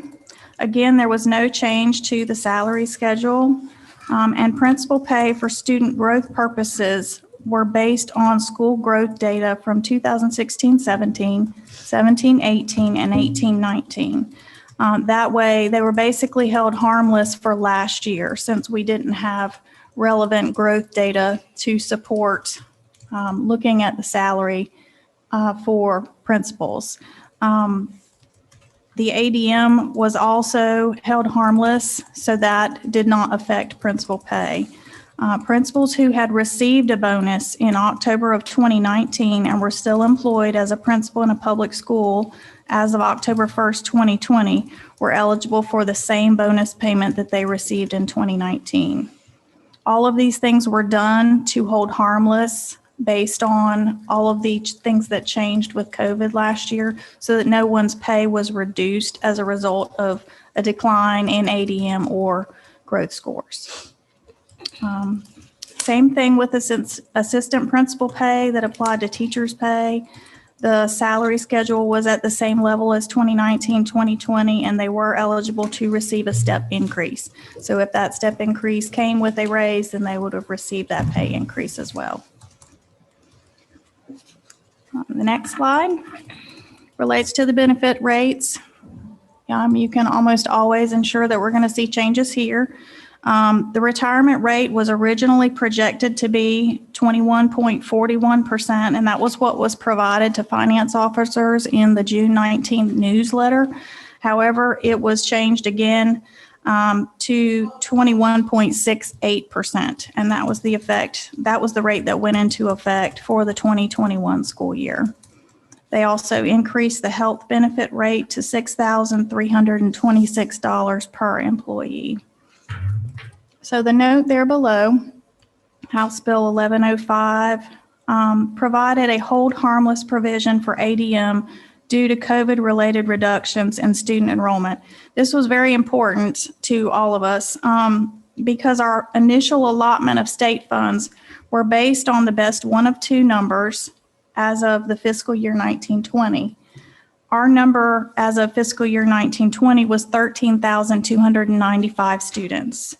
If they had reduced us based on ADM, our best one of two for this fiscal year 2021 is 12,623 students. So that is a difference of 672 students, which would have meant a reduction for us of approximately 28 teaching positions. There would have also been reductions in other areas as well, including months of employment for assistant principals, supplies and materials, textbooks, and other categories. So the fact that they passed that law to hold our ADM harmless for this year was a huge benefit to us. However, the fear that we all have is what will be done next year. And we don't know yet whether we will continue to be held harmless or whether we are going to need to make adjustments. So that will be part of our planning for our budget for fiscal year 21-22, is if we do have to face those reductions based on our student numbers, what is that going to look like? So keep that in mind as we're going forward, because that is a huge drop. And the Senate law that is noted here, 2020-97, was passed on June 26th, 2020. Okay, Now we'll move into the wonderful charts. And I did shift a few of the larger state budgets to a slide at the end by themselves because they skewed the graphs so much that you couldn't read the numbers. So I did group together in order as much as possible, but the few larger ones like PRC 001 and a couple of the other larger budgets that are in the $4 million range, I put towards the end. What we would like to see on these slides is approximately 50% spent out of each category. So if you note the number at the top of each bar represents the total funding for that budget category. The light blue bar is the portion of that funding category that is spent as of December 31st. So in the first category there, central office administration, we're sitting at 43% spent. In non-instructional support personnel, which is 003, which is our custodians, our office support staff, our clerical data managers, we are sitting at 35.48%. School building administration is at 47%. Driver's training shows 95%, but that is because we put all of that funding on a purchase order at the beginning of the year for those contracts at the various schools. And as we receive the invoices each month, we pay them. And then CTE is sitting at 56.12% spent. Any questions on those categories? Okay. Moving to the next slide. A couple things to note on this slide. Technology funds is that first bar. You'll notice that amount is $68,852. That budget is typically between $150,000 and $250,000 a year. And it comes from fines and forfeitures at the state level, and that money is earmarked for technology every year. However, this year, the state decided to move those fundings into the business modernization program. And so our amount that we received for technology in PRC 15 was limited to the carryover from last year. So I know that there's discussion at the state level about that because those technology funds are very much needed, especially now. And we're hoping that they will be reinstated. But for now, that's why that number looks so different than prior years. Our disadvantaged students funding is PRC 24. That is a little bit low at 40%. But that funding right now is currently being spent mostly for coaching positions and with students not in schools and limited teaching positions available to move into spots like that. We do have a few vacancies there, and that's why that is sitting a little less than 50%. The others, behavior support is sitting about 60%. Low wealth is sitting at 33.8%, and academically gifted funding is sitting at 34%.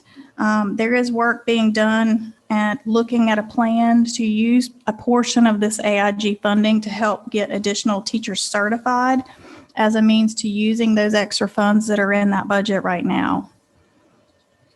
Any questions on those PRCs? All right, moving forward. You'll notice on this slide, the first category there is the school resource officer grant, and that funding will be spent by year end. It's just that we receive those invoices from the city and the county a month or so behind. So while that percentage is sitting at 33%, it will be fully spent by year end. LEP is at 50%. Craven Early Colleges are at 52%, which is normal. Classroom supplies and materials are a little low at 41%, but I think part of that is because with the students not being in the schools, the spending is a little less, but we'll be working with the principals to make sure those funds get spent as well. And then developmental day community residential funding is a little high at 83%, but remember again, that's one of the PRCs where purchase orders are done early in the year for contract services. So it looks like more is spent than what should be at this point, but it's because all of that money is already encumbered on a purchase order. So it is in line with where it should be for the year. Okay, the next slide is going to show 100% across all of these funds. And it's because these are COVID funds that we received that were new monies this year.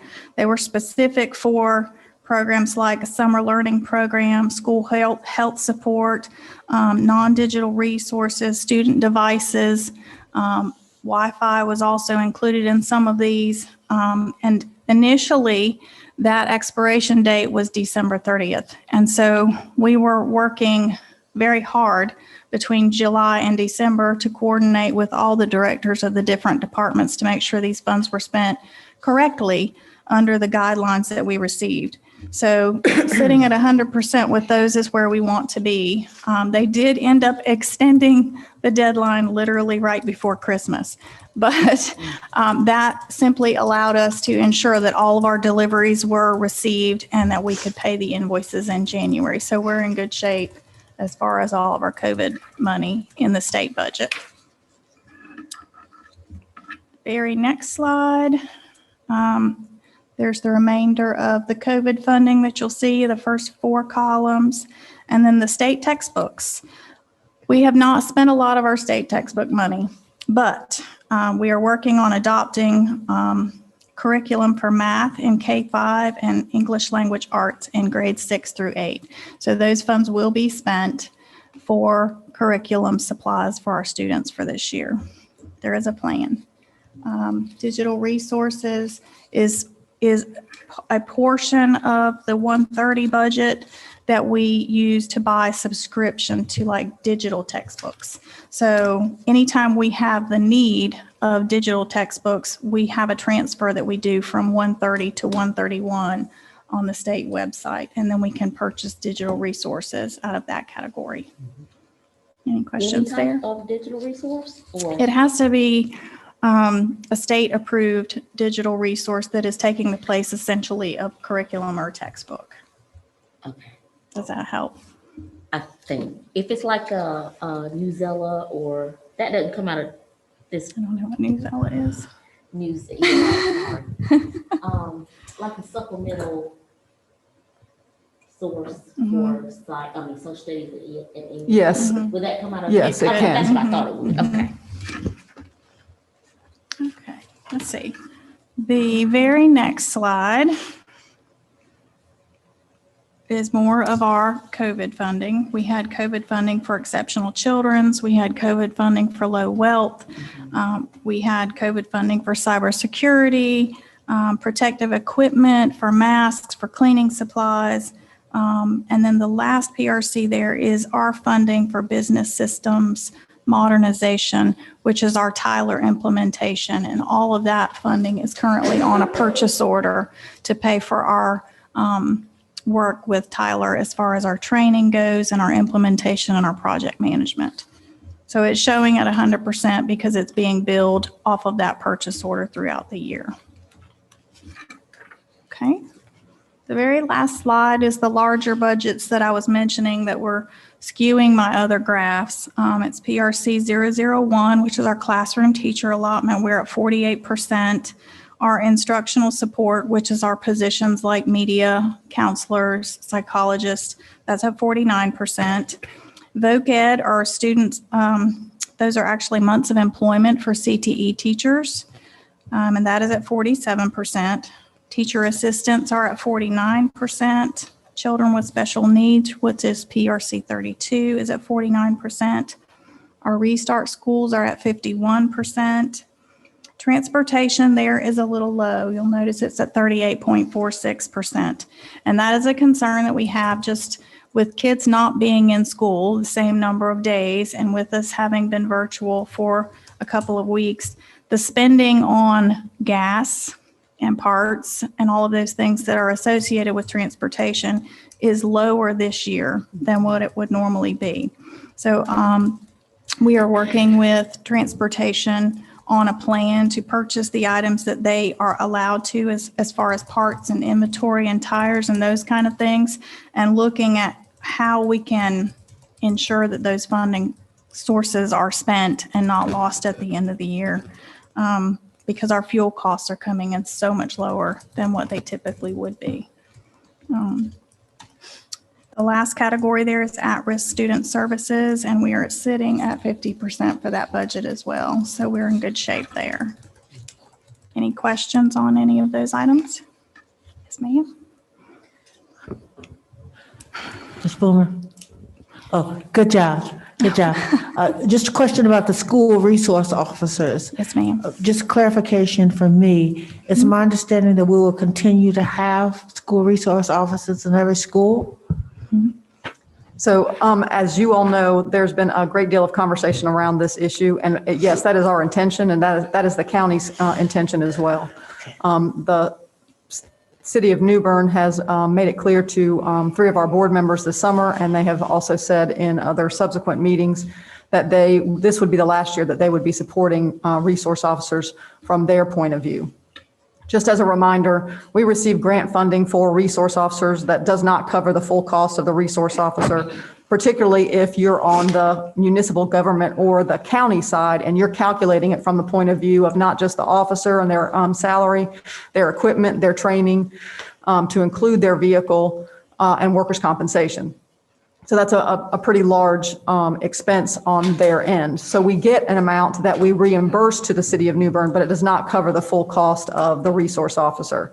The City of New Bern has indicated that they don't feel comfortable continuing to provide that gap of what we actually provide in reimbursement that comes from the state and what they're providing on their end. This discussion has continued with the Board of Commissioners. They are committed to making sure that we have a resource officer in every school, as is the sheriff. And so we're working on that as we develop our budget for fiscal year 22 right now. Thank you. Thank you. Okay, good. Any more questions? Good. Next slide. Just some highlights related to the local budget. As you know, the local current expense budget consists of funding from our Craven County tax appropriation, impact aid revenue, our sales tax refund, interest earnings, and fines and forfeiture revenues. So one of our biggest points that we watch in our local budget is whether or not our revenues are coming in as we projected. And we're currently sitting at 54% of our local projected revenues collected to date, which is good. And we have received our first installment of federal impact aid funding. As you know, from some years, that funding's come in late or slow. So we're really happy to be able to tell you that we have 50% of that revenue at this point, which is great. And we expect to receive our second impact aid payment in the spring. So that revenue is coming in as projected, which is always a good thing. Our Craven County tax appropriation for this year is $21,964,991 in the local current expense budget. And our impact aid revenue estimate was at $1.3 million. So having, sitting at our $600,000 mark right now is a good place to be. Okay, the next slide is more graphs for you, just to show you where we are with our local budget. The first one there is our classroom teachers budget 001 in local. Now that number looks low, sitting at 14.59%. But what I need to draw your attention to is that we are using part of those teaching funds to purchase as a service from DPI courses that are being offered by North Carolina Virtual Public Schools. So whereas it's only showing 14% spent, we received invoices just in January that will be paid out this month for the courses that our students have been taking, and that is not yet reflected in that graph. So don't be alarmed. Central office admin is sitting at 45.9%. Non-instructional support is at 45.3%. Instructional support non-certified is a small budget. PRC 004 supports our nurses. It provides supplies for them as far as cleaning supplies, masks, Band-Aids, whatever they need for their offices at the schools. And they are sitting at 38%. We did receive COVID funding for nursing supplies, so a lot of items were purchased out of the COVID money, so we do have more funds available for the remainder of this school year in that budget for our teachers and nurses. School building admin is sitting at 37%, and our PRC 009 is where we pay our teacher supplement. So we are sitting at 49% there as well. Okay. Next is our technology budget. We're sitting at 65.5%, which is a little high, but based on the fact that we did not receive the state technology funds, you would expect it to be a little higher.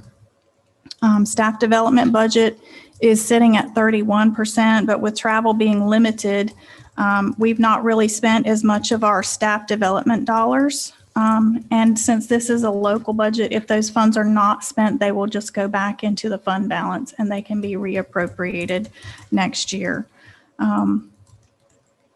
Charter schools is PRC 36, and it looks a little low, but we sometimes receive those billings a little behind. Same thing with the SRO billings. And so out of the 9 months of payments, we have only made 2 months payments so far. So we are sitting pretty close, a little high. If we were looking at what 2 out of 9 months would be, it should be about 23%. So we're a little high. Currently, we have 243 students at Arapahoe Charter School, and there's a handful at a few other small charter schools as well. Ms. Altman? Yes, ma'am. So on our charter school bills, it gives us a breakdown as to how many children we have lost from the district that attend each charter school, no matter where they may be. It lists the name of the student, the address of the student, so that we can verify that they are a Craven County student, and then it just totals the number of students, and we multiply that by what the portion is that each of those students should receive out of our local funds. Do you know right offhand, rough number as to how many children we have lost to charter schools total? Just rough. This year, I would guess that number probably to be around 255 if I counted all of the ones that are in some of the smaller schools, because we have some that are in virtual and some that are in a few of the other small schools that are around. Thank you. Let's see what else. The SRO matching funds are in PRC 039. So Ms. Clark, to your question, that is the portion that we pay out of our local budget that matches the state grants that we received. Transportation of pupils, that is a small amount that we have. We have a portion of the transportation money in local in 056, and a portion of it is in 706. And they've barely spent any of our local transportation dollars because the majority of their expenses are being covered through the state. Classroom supplies and materials are right about 49%, which is where they should be. On the next slide. The first category is junior ROTC, and these are the funds that we match for the months that are not covered for our ROTC teachers. Our North Carolina Medicaid outreach, we've spent 95% of what we have received this year, and that has been spent on various contracts to assist with virtual learning, such as DocuSign, Scenario Learning, Modern Teacher, and it has also paid for the eBoard Solutions renewal this year. 345 is our additional allocation that we use towards technology. It is linked with our impact aid funding, and we are sitting at 55% spent on that budget. Again, the local transportation money is only at 32% spent. The arts money is at 7.44% spent, and the band chorus money is at 57% spent. Any questions on those categories?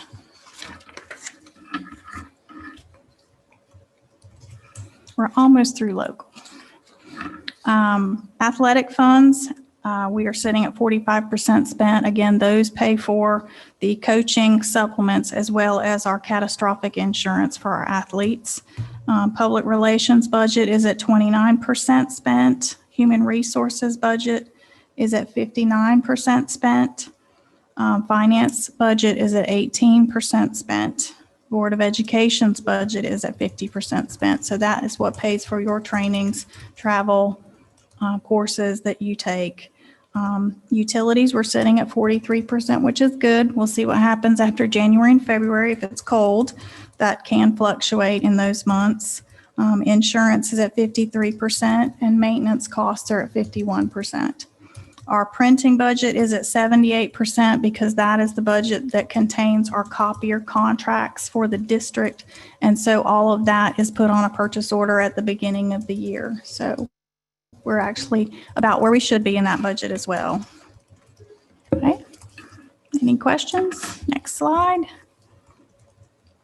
All right, highlights related to the federal budget. There's not a whole lot of excitement here. The current budget for all federal funds is higher this year. It's at $14,921,349, as opposed to in a normal year it would probably be around 10 or 11 million. And this difference is due to the receipt of the CARES Act money in PRC 163. This amount is budgeted at 3.9 million for this year, and it's allocated in the same manner as the Title I funding. So now we have our slides to reference the federal funds. That's the next slide. The first one is PRC 17, which is part of the CTE budget. We're sitting about 39% spent. PRC 49 is sitting about 42% spent. PRC 50 is a little low, but we'll be working on that as well. They're sitting at 29.89% spent. And PRC 60 is sitting at 20% spent. The issue with PRC 60 was that funding did not get dropped in until almost December. So the first few months of PRC 60 payroll had to be paid by one of the other ECPRCs. So what we typically do is recharge those amounts to this budget to make sure that it is spent. And then the last category there is PRC 103, which is where we pay for professional development and mentors. We are sitting at 27%, which again, without the training that is normally available to all of our teachers and staff, that budget is a little bit low. Okay. Next slide. For the most part, these are running where they should be. A couple of these are very small dollar amounts.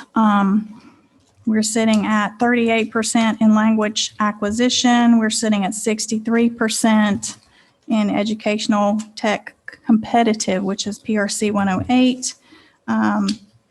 These other small ones, PRC 111, 118, and 119, are small dollar amounts that are very specific to what they can be spent on. And our federal bookkeeper and our EC bookkeeper do a great job making sure that they get spent appropriately every year. So we don't really have concerns with regard to those. The last category there is the new funding that I mentioned, PRC 163, and those funds carry over. So they will be used for the next 2 years effectively to support us with, COVID and the needs that we have that are additional in our schools with respect to that. So that brings me to the end of the charts. And I just need to know if you have any closing questions, any concerns, any suggestions for how the information can be presented in a different format or a better format that helps you understand where the slide's clear, those kinds of things. Your presentation was great. Thank you. Thank you. They were clear and easy to read. My question is like, I know CTE gets to roll over months of employment, and the end of the year will be here before you know it. And so depending on what their vacancy ratio is, has that process already been started? Because I know sometimes it can take a bit of time for that money to drop, and with them sitting still with quite a bit of money left to spend if that hits. Yes, they typically come, Holly normally meets with Carrie and they look at her projected payroll through the end of the year based on any vacancies that she has. And then Carrie helps validate that, Holly's projections look correct. And then I actually submit the ABC transfer to the state to move the money from PRC 13 to 14 so that they can spend it. And that typically happens around February or March. Okay. So we try to stay on top of it so that it's spent by May. Okay, just wondering. Thank you. Sure. Any more questions? I like the charts. Oh, thank you. Thank you. We had them set up one way and then it looked like too much information, so we tried to make it a little bit easier on the eyes. It's a lot to take in. Thank you. Good job. Thank you. All right, I think that's all I have for Well, thank you today. so much. Thank you. Do appreciate it. Now, Dr. Dorr, I need to join the webinar. superintendent report.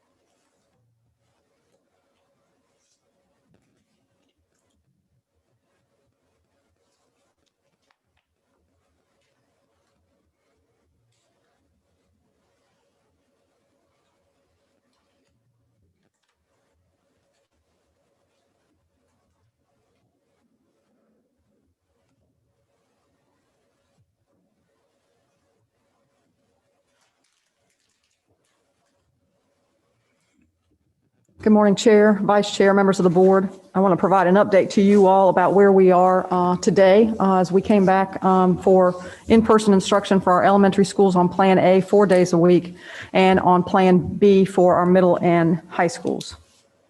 Just as a reminder, hold on one second.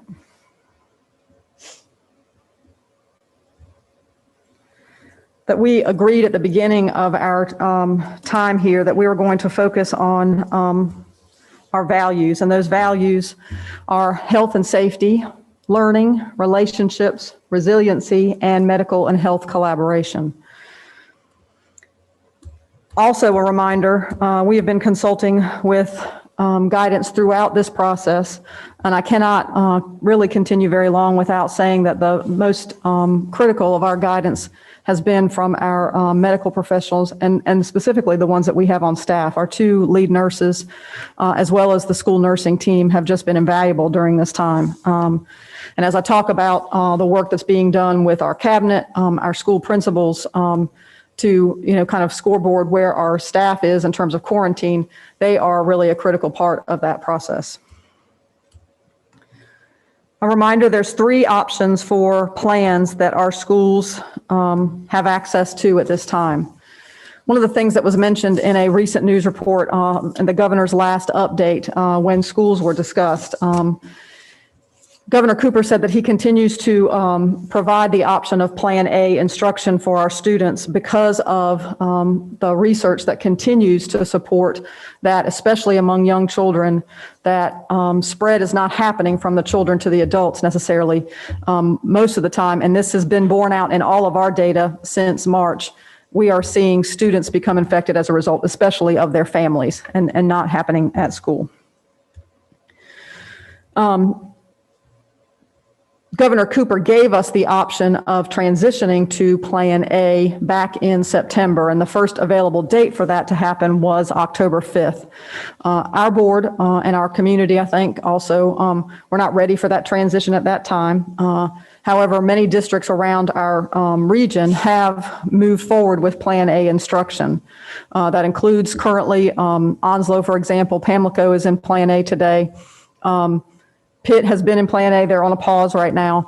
But Plan A instruction is providing more systematic and regular instruction, especially for our youngest children, for which supervision and monitoring of instruction at the home is much more difficult than for a young adult, adolescent student who has a little bit of self-determination and can kind of, most of the time, keep themselves more focused than, for example, a kindergarten or first grade student. There have been updates to the Strong Schools North Carolina Public Health Toolkit as late as December 4th.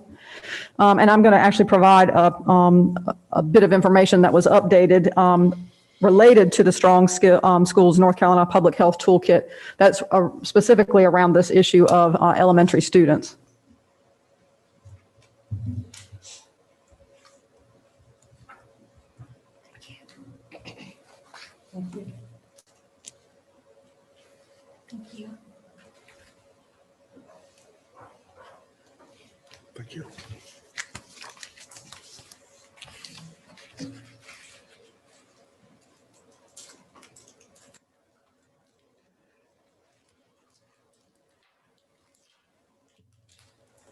First, you can see from the document that you have in front of you, this is a document that was last updated on the 13th of this, and actually I think it should say 2021, because there was no COVID that we knew of it on 1/13/2020.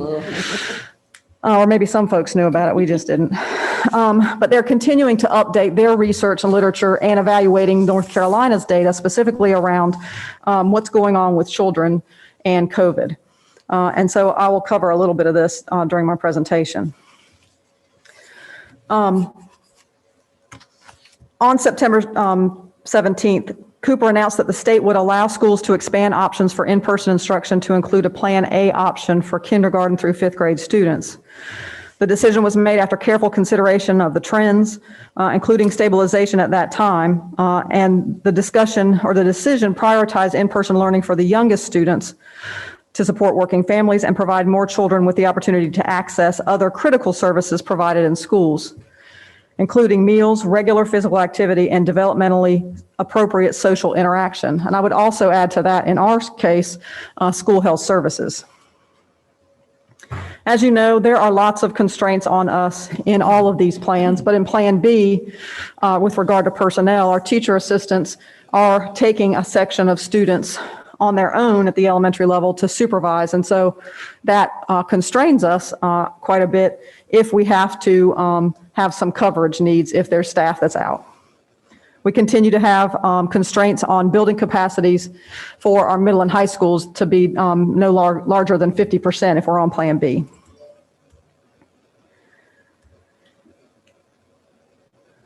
Just as a reminder, Plan A is different from Plan B. And the biggest way that it's different is that you can put your full class in one classroom as opposed to having to divide them up. And so that's the part where it says minimal physical distancing is happening.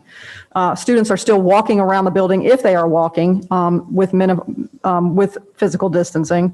They are going to the restroom. They're still having meals in their classroom. We're keeping cohorts together, keeping our student cohorts together, and teachers are the ones generally that are moving around the buildings as opposed to the students. All of that helps us to narrow any kind of potential for infection.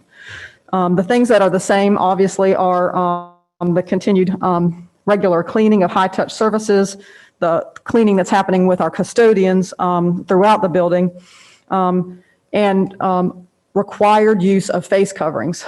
You'll see in much of the information that's being shared in the research literature points to universal masking as one of the key strategies in reducing spread.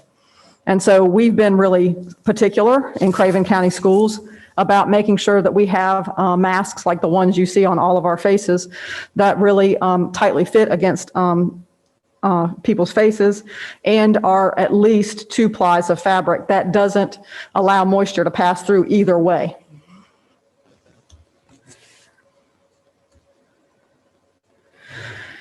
We have talked a great deal about the impact of school and COVID on our staff. And there's no doubt that we have staff that has at-risk conditions.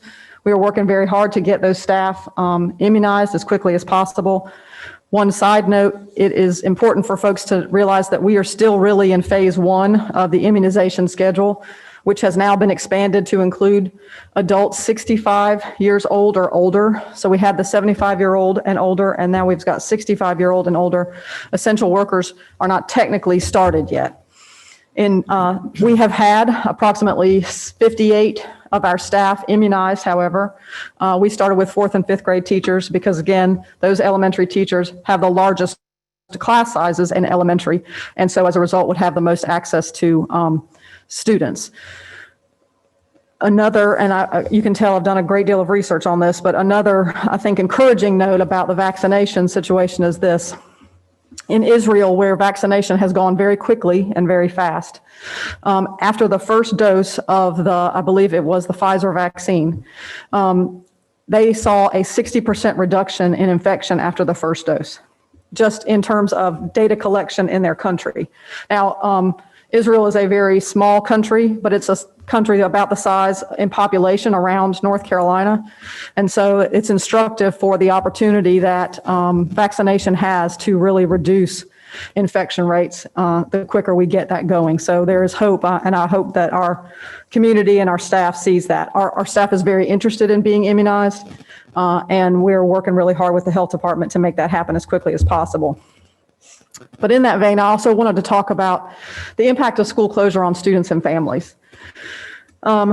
First, you can see from the information that you have in front of you that it appears that most of the infection of children happens at home from a family member.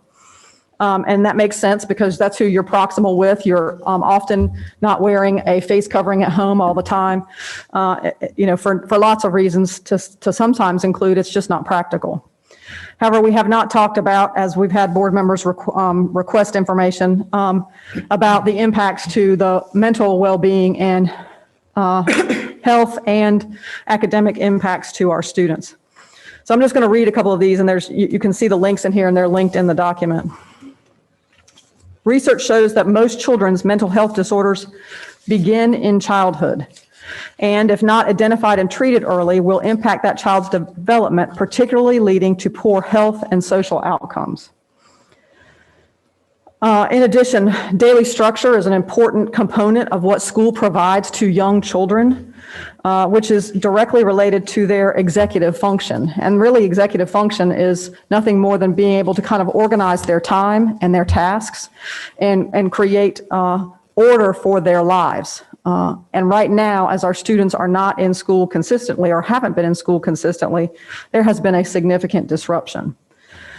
In a study of Chinese students, and it's interesting because a lot of the research that came out early on has not yet been duplicated in journals that are accessible to the public. Now, the Journal of the American Medical Association Pediatrics and a number of other research organizations are doing research. It's just not all data we have access to yet because those are peer-reviewed journals that have some subscription costs. But in a study of Chinese students during the spring school closures by the Journal of the American Medical Association, depression, non-suicidal self-injury, suicidal ideation, plans and attempts increased significantly after the country was locked down. And I can say just anecdotally that we have evidence that those things are happening here as well. And then student achievement during school closure exacerbates disparities that already exist among socioeconomic status, race and ethnicity, and gender.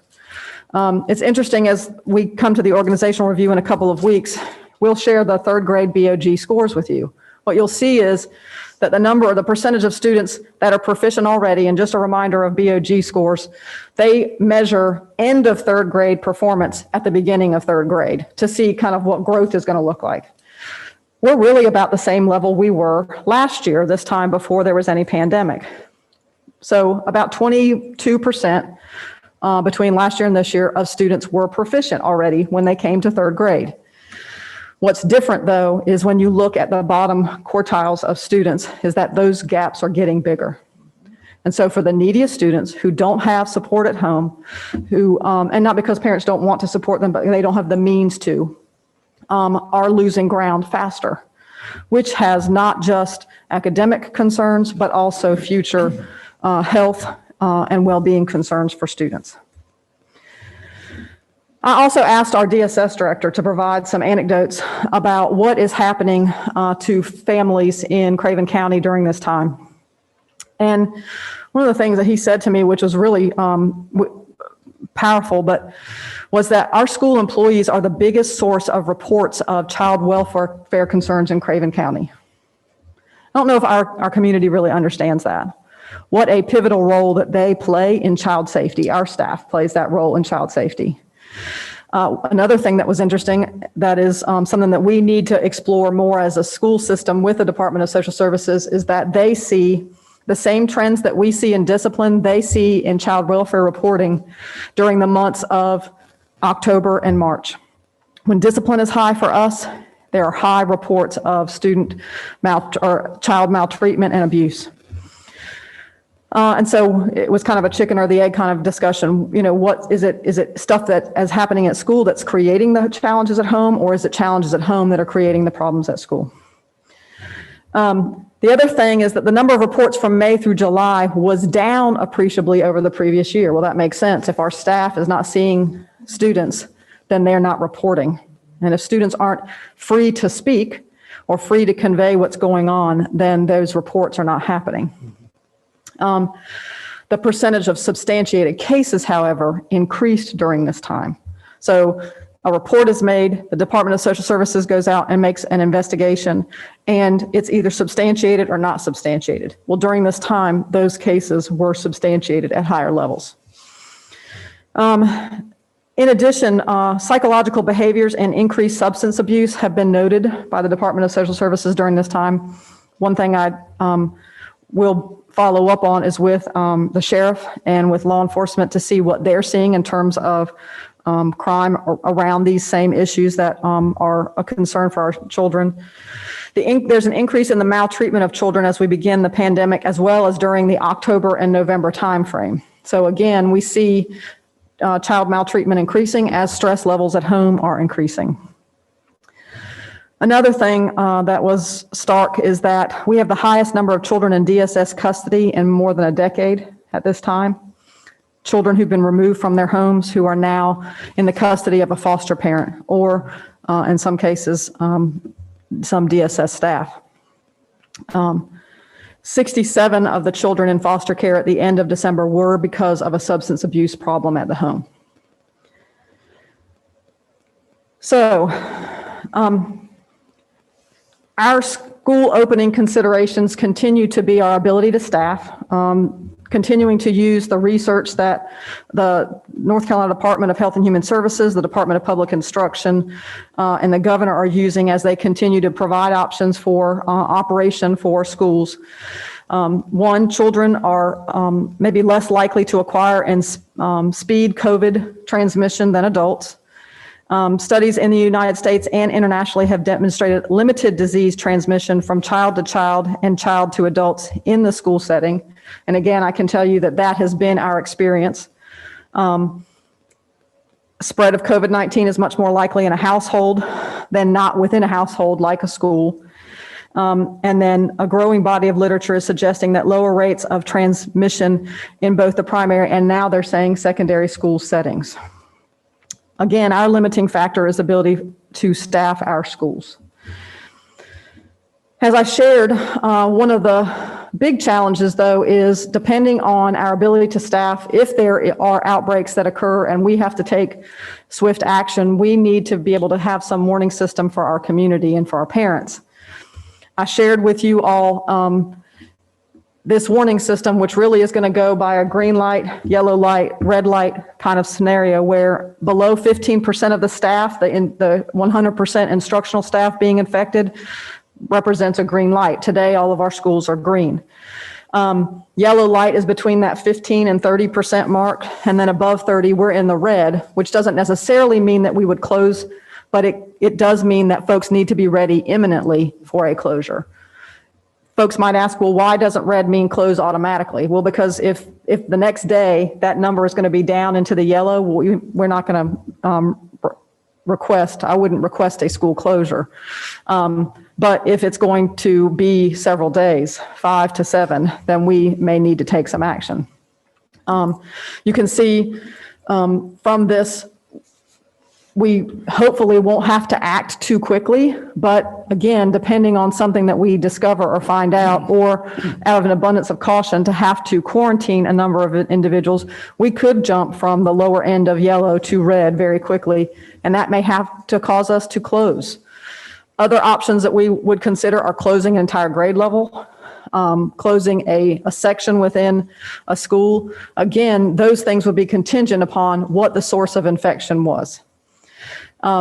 We continue to have situations where folks are eating meals together with their masks off, not always totally socially distanced, or for long periods of time. So they're maintaining social distance, but they're in the same room and they're keeping their mask off for a long time. And I heard a really great analogy, and I think anyone who's listening could benefit from this analogy, and that is this. Back in the day, when I was a kid and my mom smoked, she would smoke one cigarette and it wouldn't be so bad. She smoked several cigarettes over the course of a period of time, or multiple people in a room smoke cigarettes and the whole room fills with smoke. and it's debilitating. Sadly, we cannot see the vapor that we are creating with our mouths, but it's like several people being in a room smoking. The longer you're there, the higher the concentration of the potential for virus. So that's why it's so important to keep those masks on and keep that contained. And it really stops the air from having that higher concentration. And that's what is happening in our schools. Our school staff and our students are continuing to keep their masks on. Again, meals are being conducted in classrooms so that we can keep groups together. But those masks are, the masks are going on as soon as they are done with their meals. In some ways, sometimes it's a little bit better for our students to be in school because it doesn't encourage the other socialization that happens sometimes among the adults, which might create situations where folks will be quarantined. Part of that school process is that we will do daily communication on our website today. You can see that the dashboard is up there. We're working on trying to make it a little bit better size so that it's a little easier to see.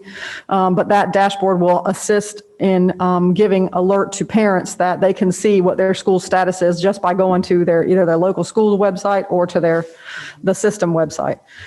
If an individual school closure is warranted, I would reach out to the board first by email. If I don't get a response quickly, then I'll make phone calls, let you know where we are in terms of staffing, what how long the school closure will need, and then we will release a press release to let folks know that we have to close a particular school. And for the school specific stakeholders, we'll send the text message, the phone call, and the email to everyone in that school's attendance area. So we wouldn't be sending that to every person in the district, but we would for a specific school. So that's where I am and where the system is right now with regard to our current operational status. Again, Plan A with our Wednesdays remaining remote to enable those teachers who are in the position that are not Craven Live, but are in the position to be teaching students remotely, either because the students are quarantined or because we may have a student or students who've decided, as we've moved to Plan A, that their families are not ready for them to be in those larger class sizes, and we've made some arrangements. For right now, Craven Live is kind of sticking with where they are with some exceptions. We have some classes that are shared, and it makes sense to add a kid to Craven Live if they intend to do it for the rest of the school year. But we might not be able to do that across the board because we may not have the staff available. So we're trying to deal with those issues on a case-by-case basis, but make sure that all students' needs are met for either virtual or in-person instruction. And I'll take any questions that the board has.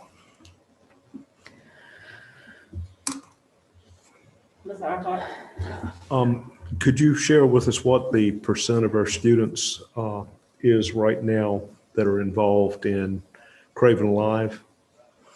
We have approximately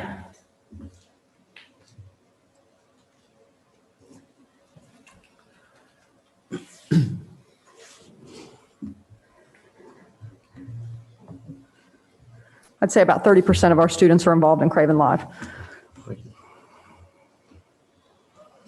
And that average rings pretty true across the district. There's a couple of schools where it's much lower, but for the most part, it's pretty consistent. I think Dr. Diggs is getting ready to give me some number, probably more accurate number than I just gave you. I just gave him an estimate. While she's looking for that, are these other districts that are on Plan A, are most of those keeping the Wednesday? Yes. For professional development? Yes. I know in one district that was a question, and they had, I think they're going to keep it, but I'm not sure 100%, but most districts are keeping one day for this purpose of, if we're going to operate at 30% of our staff being down for in-person instruction, that means that teachers in those buildings are not getting any planning time. And so planning for not just the in-person instruction, but for the kids that might be remote, it's got to happen sometime. And that's what is happening on those Wednesdays. So as of this morning, we have 2,589 students in Craven Live. Oh, so that's less. So hold on. Say it again, 2,000 what? 2,589. 21%. So not 31, 21%. Yes, ma'am. We've got to address our teacher retention. you know, I asked for the vacancies. Last week, we got that information. I can't do anything about COVID. None of us can. But we can do something about teacher retention. That has to be a primary focus at some stage of the game, to have some real conversation with teachers and former staff as to why they're leaving. Not all of them are moving out of state. Not all of them are getting out of education. I know of about 8 to 10 educators who have left this district while we were in remote learning to go to districts with a lower stipend, and they're doing in-person learning. So they're not getting out of education, and it doesn't have anything to do with being afraid of COVID, because they're actually in school every day. Some have come to the district that I work in. So we've got sub numbers down, we've got teacher numbers down. That is a huge problem, because it's spreading our teachers we have so thin for having to pick up extra kids, extra duties, extra everything. I don't know if we need to have a town hall and have former teachers that have left our district. Maybe 5 of them will come. Maybe 505 of them will come and talk to us. But we have got to get to the root of that problem and find out why people are flocking out of this district. Because it seems to me that not all of them are getting out of education, but it seems to me that they very much are getting out of Craven County. So we've got to figure out what is going on there. I know I'm sorry, go ahead. I don't know what we need to do as a collective board, if that's something we need to have some discussion on, as to how we are going to solve our retention problem, because it's a problem. I think there is a connection to COVID for some of it, because just as you said, moving to a district where they're doing in person, it is difficult to teach the way we've been asking our folks to teach. They're having to learn how to do everything differently. They're having to teach in person and at home. And we've made the decisions that have put them in a difficult spot. I mean, in the beginning, when other districts were doing in person, we went, to straight remote. And so if you didn't want to have to learn everything differently, you didn't want to have twice the workload. But they still had twice the workload, because just like with my district, we're doing 50% of the kids half the time. So even though they have had kids in school the entire time, there's still a batch of kids that they've had to do remote learning with. So they've still been doing the remote learning piece as well as the face-to-face piece. Right. Well, I'd say you have a valid point, but our discussion right now is on the COVID. So I would say that's a whole other topic that should be brought up and we should discuss. But right now, she's got the COVID plan in front of us. I will address that. We've heard from districts that are surrounding us, to the point that there is some connection with COVID. That, for example, Carteret County has vacancies now where they don't generally have vacancies during the school year. And so if there are people, and we've got staff that live in Carteret County and drive into Craven, if they've been looking for an opportunity to get closer to home, they are taking that. But even so, Carteret County is still not filling their vacancies, which is highly unusual. And so we are hearing this kind of pounding the drum of staff who are leaving districts around the state for lots of different reasons. And we did at the beginning have some folks who left because they wanted to be teaching in person and they did not feel comfortable with teaching remote. So we did lose some staff for that point. And I'm sure that there are other challenges as well that aren't dealing with COVID. Dr. Miller is going to be discussing those at the organizational review. And so that's an opportunity for some further discussion on teacher turnover as well. There's 19 vacancies in Carteret County right now, total.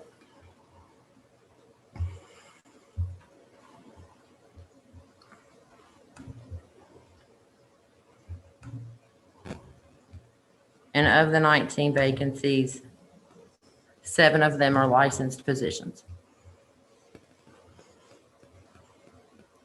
So Dr. Miller is going to be addressing that with us and what the plans are and what she's planning to do from HR standpoint at the organizational. And it's continued work. I mean, there's been continued work in that arena for several years. So if any of us had specific concerns or areas, we would give them to her. I think the presentation of the organizational review will be the first step. And then, but anytime you have questions about that, I think that Dr. Miller is willing and ready to receive those questions. I think retention is important. I think retention is important. I have a question and a comment. My question is, what part of science went into us bringing everybody back today? So we've been consulting with the health director throughout this time, and I spoke with him as late last week, and he continues to have the same opinion based in part on information that I shared today about the detriment to families and children for not being in school. And so right now we're in this difficult position of trying to weigh what are the impacts to our staff versus what are the impacts to our students.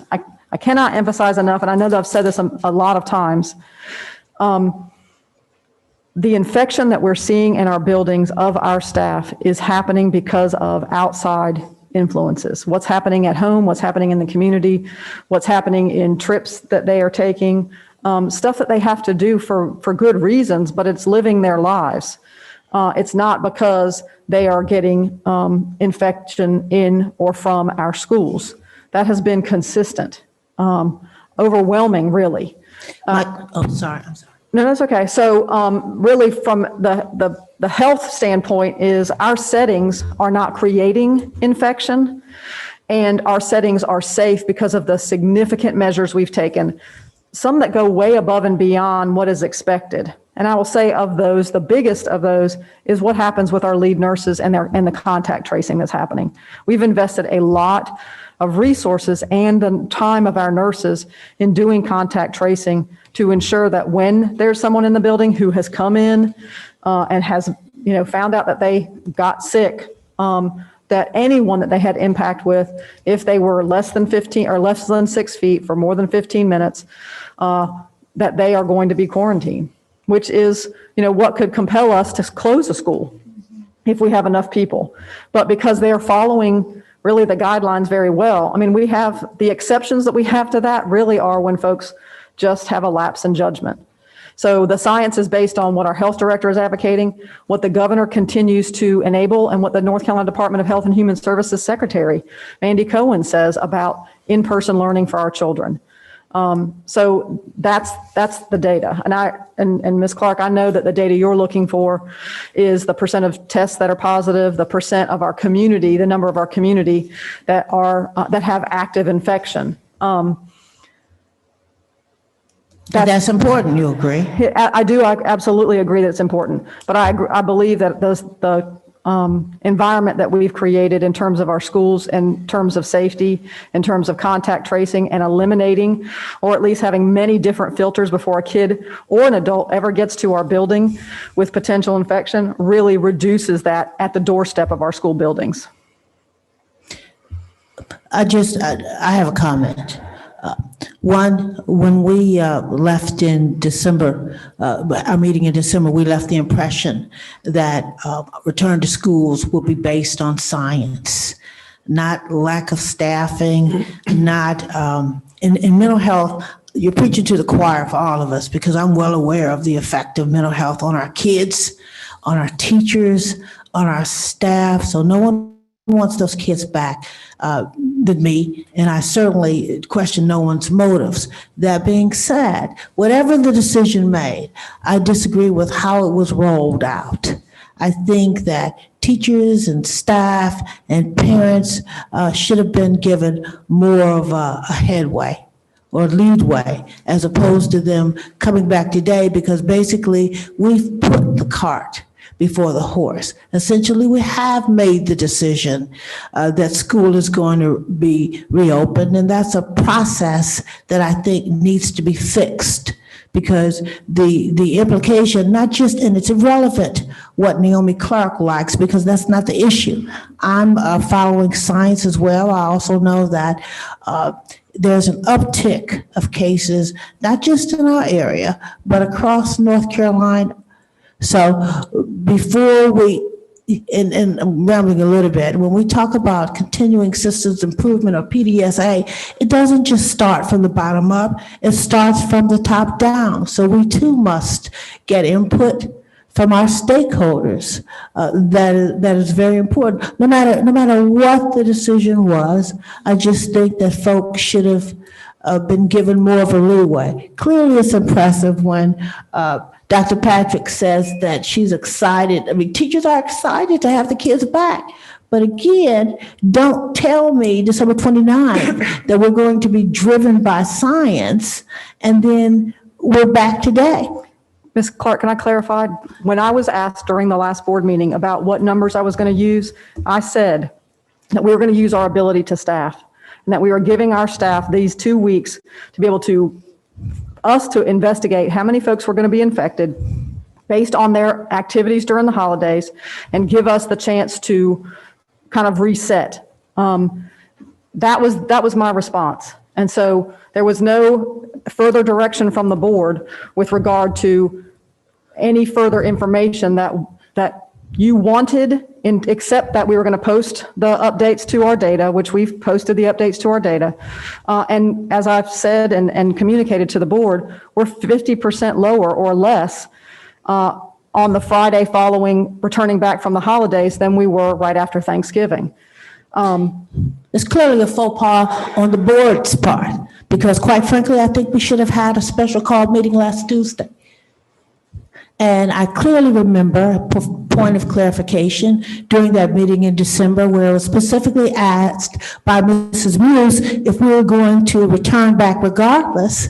And the issue was we were going to be driven by science. So again, that's a process that the board needs to correct in the future, insofar as delineating to our stakeholders what their perception is, because it's not just Naomi Clark's inference. I got calls and concerns about this is my position. And so when I hear that we're returning to school already, it's already a fait accompli. So again, board members, we need to fix the process. I think being more clear on our part would be good, because we have in the past wavered, sort of sent the thing we're going to go, and then we've wavered, and that is totally on us. My recollection is a little bit different. I do remember pushing you hard on, was this set in stone? We were coming back on the 19th because of us having wavered in the past. And you, as I can recall, 3 times to me directly said during that meeting, it's going to be based on our ability to staff. Mm-hmm. So when I got the email from you telling us, updating us on that, I took that as you were giving us the notification that was what you were using, and the ability to staff is appropriate. But I think the board itself does have some room for improvement. I absolutely agree with you on that on processes. And I would like Mr. Gatcher to rule on whether we have to take a vote on this. Where is Mr. Gatcher? Vote on what? There's no motion on the table. Pardon? There's no motion. Well, that's part of our policy. So I'm going to ask Just a point of for order. a legal ruling for Mr. Gatcher. We voted on to return to Plan A already. Yes, but we did not vote to return today. Yes. Is Mr. Gatcher? I think we did. Well, is Mr. Point of Gatcher order, available? Madam Chairman. For us to take a vote, there has to be a motion and a second. Right. And then there's discussion, and then there's a vote. Right. I'm not aware of a motion. I'm asking for legal clarification. Now, if he wants to take us into closed session, that's fine with me. Okay. So, She needs to clarify something. Thank you, Mr. Getchell. I'm not asking to make a motion yet. Clarification is, based on the discussion from our special call meeting, December 29th, do we in fact have to take a vote about whether we should have returned today? That is not my understanding. Okay, thank you. That's all I need. That's all I need.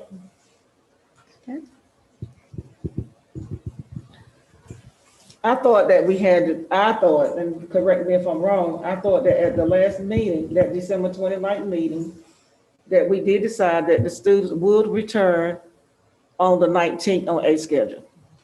The elementary kids. Based on our ability to staff. Based on our ability to staff. That's what I understood it to be. It's not clear to the public, so that's just, again, a process that we need to fix. I agree with that.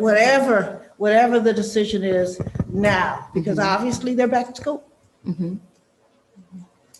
But am I the only one who heard that? No, and I think part of the confusion that I received was that somewhere we had written or stated that we were going to come back. So teachers and administrators were looking for another meeting for us to come back to decide. So I think there was some miscommunication, or we weren't clear in our delivery. And I do agree with Mrs. Clark. You know, we just need probably a process, procedure but as to how we handle these things.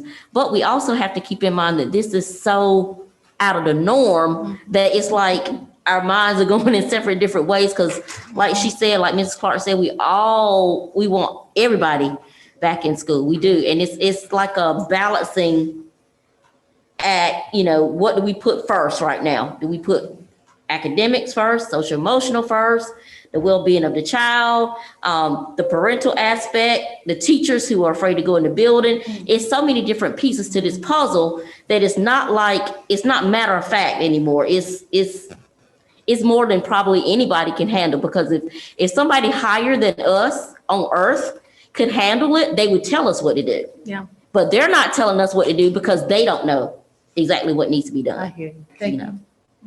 Yes, please. I heard what all y'all heard, and I did ask if the kids were going to go back on the 19th no matter what. And I think part of the confusion came in from where we talked about, well, no, you can't say that they're going to go back on the 19th no matter what. I believe Mr. Ipock and Ms. Smith both pointed that out.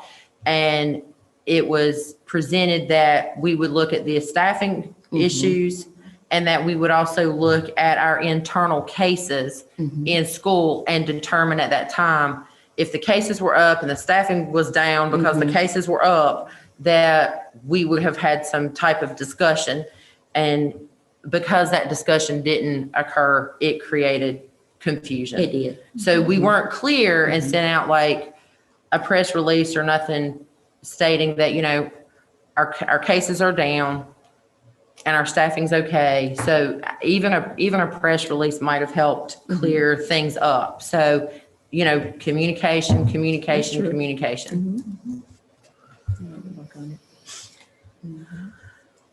So now I guess we're at the crossroad we've heard the presentation from Dr. Doyle about the research that she has done to kind of help us to make a decision. But it seems to me now, we have, the students are in. We did say that they would, you know, that they would go back on a schedule, and that we will look at the data, the documentation and all of that, and I guess move from there.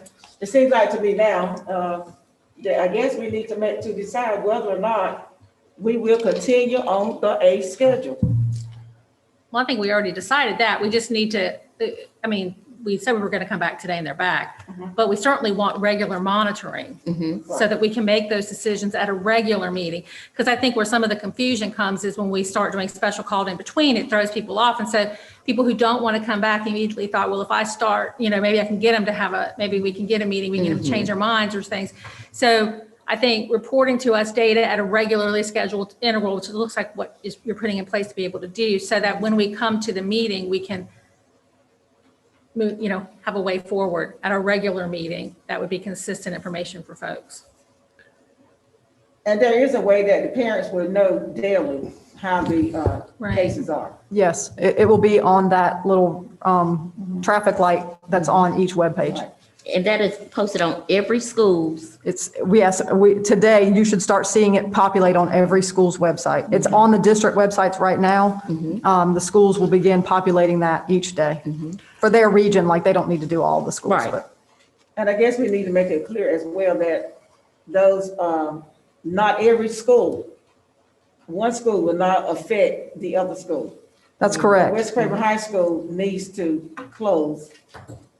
Then New Bern High School, Havelock, or none of the other schools have anything to do with that. It's a school by school. That's correct. And as I talk to other superintendents who have already been in Plan A and they've had to consider an individual school closure or multiple, they decided, when the number got to be large of multiple schools being impacted, that's when they said to the board, we need to have a special call meeting. We may need to consider closing for a time period. That has happened in a couple of districts, and then it's not happened in other districts. It really is dependent upon the level of staffing and the capacity of schools to be able to cover the supervision of students and maintain those safety and health protocols as they move forward. Can I ask, you said that vaccines have been offered to 4th and 5th grade teachers already? Yes. So what time, are you planning on doing that 2 grades at a time moving forward, or how are you? So Cabinet worked last week on a prioritization list that's trying to make sure that we focus first on our at-risk staff.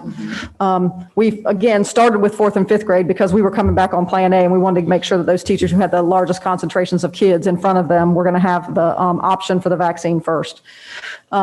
As we move forward, we've got this list that's a draft. The lead nurses are vetting it again, looking at it again. We're hoping, though, it's a list that's pretty long, like it's 18 sections long at this point. We're hoping, though, that multiple groups will be able to go at the same time. And it really does prioritize, again, those after 4th and 5th grade are exceptional children, self-contained students who are sometimes with not students, but staff who are sometimes with students that may have a mask exemption because of a significant medical issue. And then staff who have more interaction with students. So elementary is going to start that list, but then as we get into the secondary, those folks that are coaching and have not just during the day interaction with students, but have a different level of interaction during practices, they would be offered it next, that kind of thing. As of this time, I believe we have about 880 staff that have signed up for the vaccination, which is more than 50%. Madam Chair. I guess the question I have is the superintendent's presented us a plan, and do we take that plan or do we act on that plan? I think you're looking for us as board to affirm that that's the plan that we're going to put in place. That's the plan I've put in front of you. If you took a vote to affirm it, that would be great, unless there's some concern, and then you can, I guess, decide you want to vote it down. I presented it as an update, but if if the board wants to take action to say that this is the plan that we're going to do in terms of the school alert and warning system, that is squarely up to the board. I guess one part of it is that it preemptively allows you to make a call that's been communicated broadly, and you will try to reach us, but you may have a situation in a school that you've got to make a call. And it's school by school, and this gives the appropriate approval for that. Yes, and so in that regard, that would be preferable for you all to affirm that I can do that. I will say, I do that, right now for, if a pipe bursts and we can't get kids, a lunch that's safe and sanitary, we have to close a school earlier, that kind of thing. But if the board would approve that school warning system and my ability to close a school, that would be helpful. And if you cannot, there may be some of us that you cannot contact and you need to do something quickly. So we need to, I guess we get the majority. There may be sometime we may not, for whatever reason, you may not be able to contact everybody. That's correct. But you might need to get the work done as well. Yes, ma'am. No, we would agree that an email would be your first thing so that we all have the option of checking to make sure we have that email contact. Okay. I want to know how much notice we're given. 24 hours, 48 hours. I also would like to know, there's a difference between a pipe bursting and us making a political statement.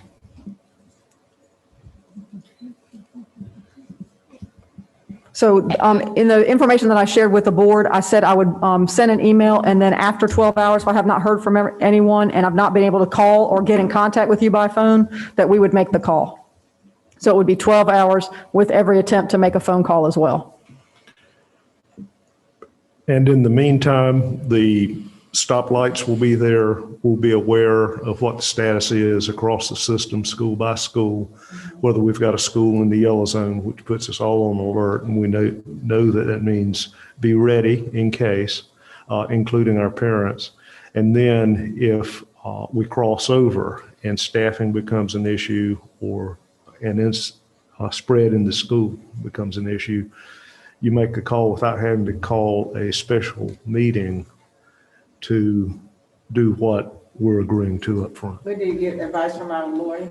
Yeah, I just want to be clear, under urgent or emergency set of circumstances that we are contemplating right now, the superintendent has the inherent authority to close a school independent of receiving board permission or consensus informally or formally.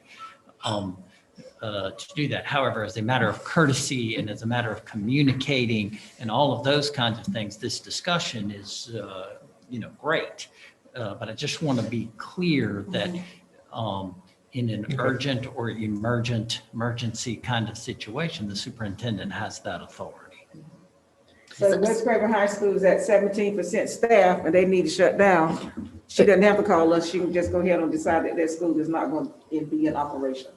Correct, but it would also be very wise for our superintendent to communicate adequately with her board. And it would be over 30, Chairman Boomer. 30. Yes. But I just want to hone in a little bit more. You're differentiating between an emergent circumstance and me wanting to issue a statement to advise the public. Certainly, the need for action, okay, trumps the need for a public statement. However, in an urgent situation, however, good government suggests that shortly thereafter, as soon as can be practicable, communication at various levels should occur.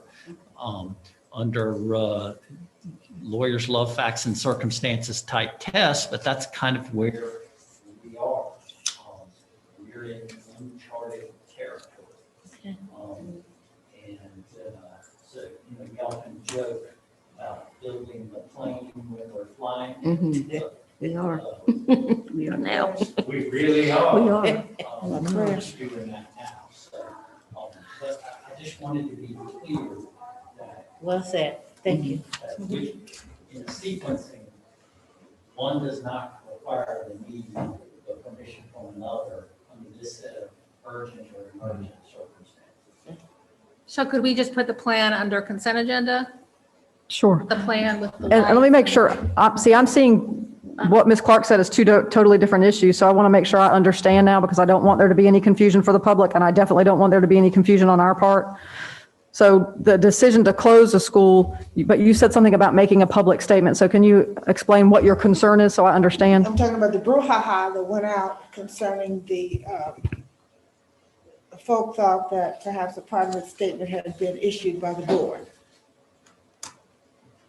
Okay, so that's separate from this conversation about, or sending a press release out about closing a school. Yes, ma'am. Okay. That's what I wanted. I mean, he's clarified it. Yes. Okay.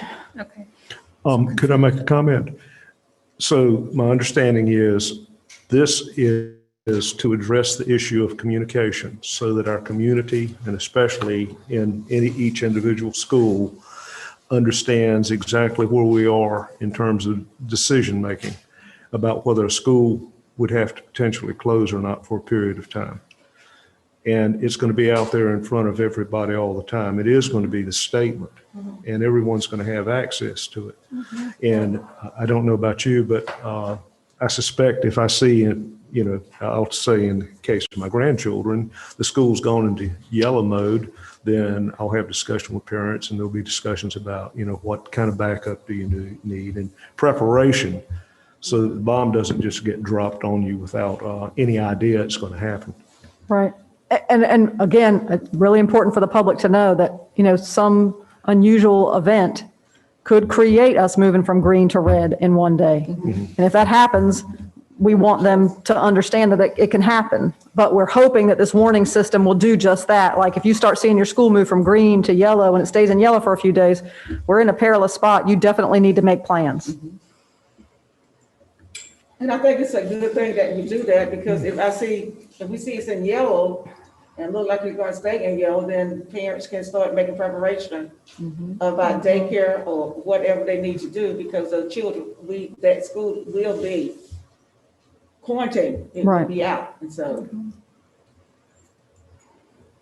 I think that's a good process. In Pitt County, we got the notice at 8:15 p.m. that school would be closed starting the next day. We had parents who, for whatever reason, didn't get the communication and were bringing their children to school saying, my child missed the bus. But what I like is that we're having this conversation now. We're going to post for all of our stakeholders that it may be an immediate closure. It may be quicker than what we want it to be. So therefore, we need all of our stakeholders to pay attention to the information that is being posted. The problem happens when we post it and you don't look at it. Okay, you can't get mad because it was posted and you didn't see it. We're letting you know that it is going to be on every school's website. When you go to that school's website, Facebook page, whatever the case may be, link into that school, you will be able to see green, yellow, red as to where your school stands at that particular moment. When your school begins to shift, then you might need to start having a conversation that there may be a school closure tomorrow, the next day at my student's school. Okay, so we just want to make sure that we are clear, that we're communicating, but no communication is effective if it is not seen. We need our stakeholders to make sure that they are seeing the information.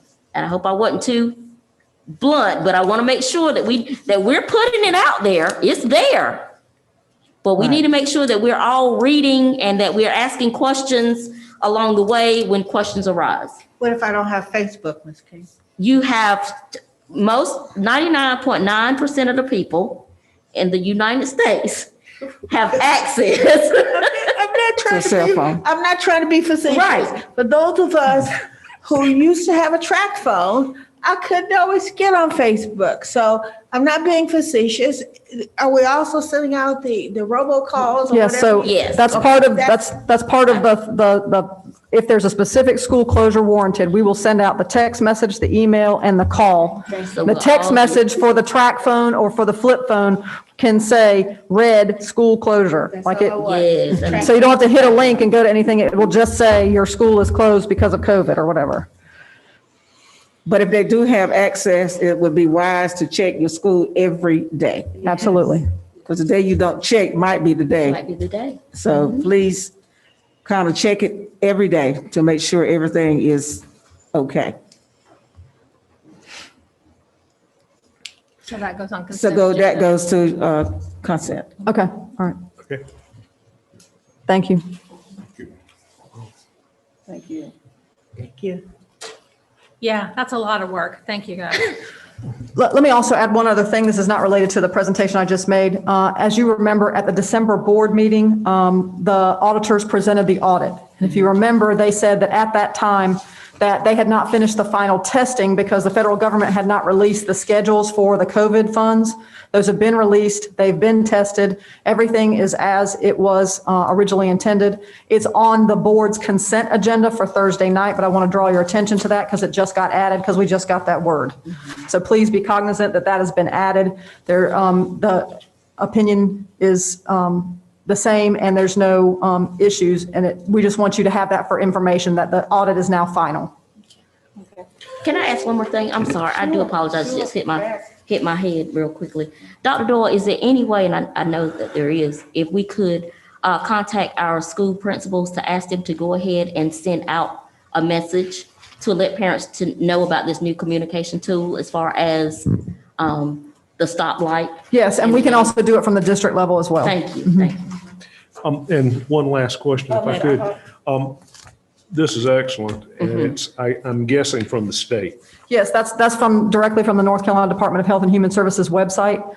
This 4-page information about what we know about children and COVID-19. I would direct the public to this information because it is really good research that you can tell a lot of work has been done to try to find out what the impacts are. So I do want to say though that that the date has got to be 1/13/2021. I'm assuming they're going to make that change because this was just published. And we will have this posted, the link to this posted on our. Yes, I can add that to the agenda and I can add it to our, we can share it on social media if that would be helpful. Thank you. Any more questions, comments? All minds are clear? Okay. We're going to ask Ms. Kim Smith if she would do us our goal team work. Lead us to that. Yeah, the goal work, if Thursday night, could we get the new recommended printout, Dr. Doyle, of the new goals that Chairman Boomer and I had, remember when we met during the agenda building, we discussed the possibility if we could have that for Thursday night, then we'll present that to everybody with the recommended goal assignments, you know, moving forward, because obviously she's in a different role. So some of them had to be shifted and of course Ms. B is gone. So, and that's just, you know, to get everybody's buy-in on that. So we'll get that Thursday night. And then the only other work that I see here is to these interview questions, which it says you're going to lead us through that. So. Okay, I have some additional questions that Ms. Clark has given. We got the questions from Dr. Doyle, the questions that we have been using before when we were to get to replace a board member. And so at this time, I'm going to get these out to you. She's giving Mr. Gatcher one too, please. Yes, I'm going to, Ms. King. I just take that one. I'm going to just take one and pass them down. Do we have a copy of the questions from? Yes, you do. I'm going to pass you to those as well. They're on it's on. Some of the ones that. I didn't bring my computer. Oh, okay. No, you have. Oh, I already have one. I printed it. Do you? Thanks. Thank you. Thank you. Those up. You got it? Yes, thank you.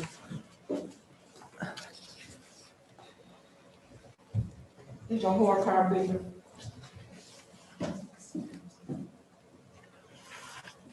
Thank you.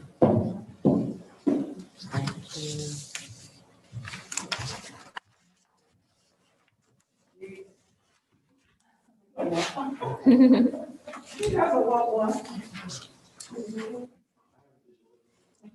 Oh, that's the other one. Some of these questions are duplicative. Duplicative, and I'm not locked into them.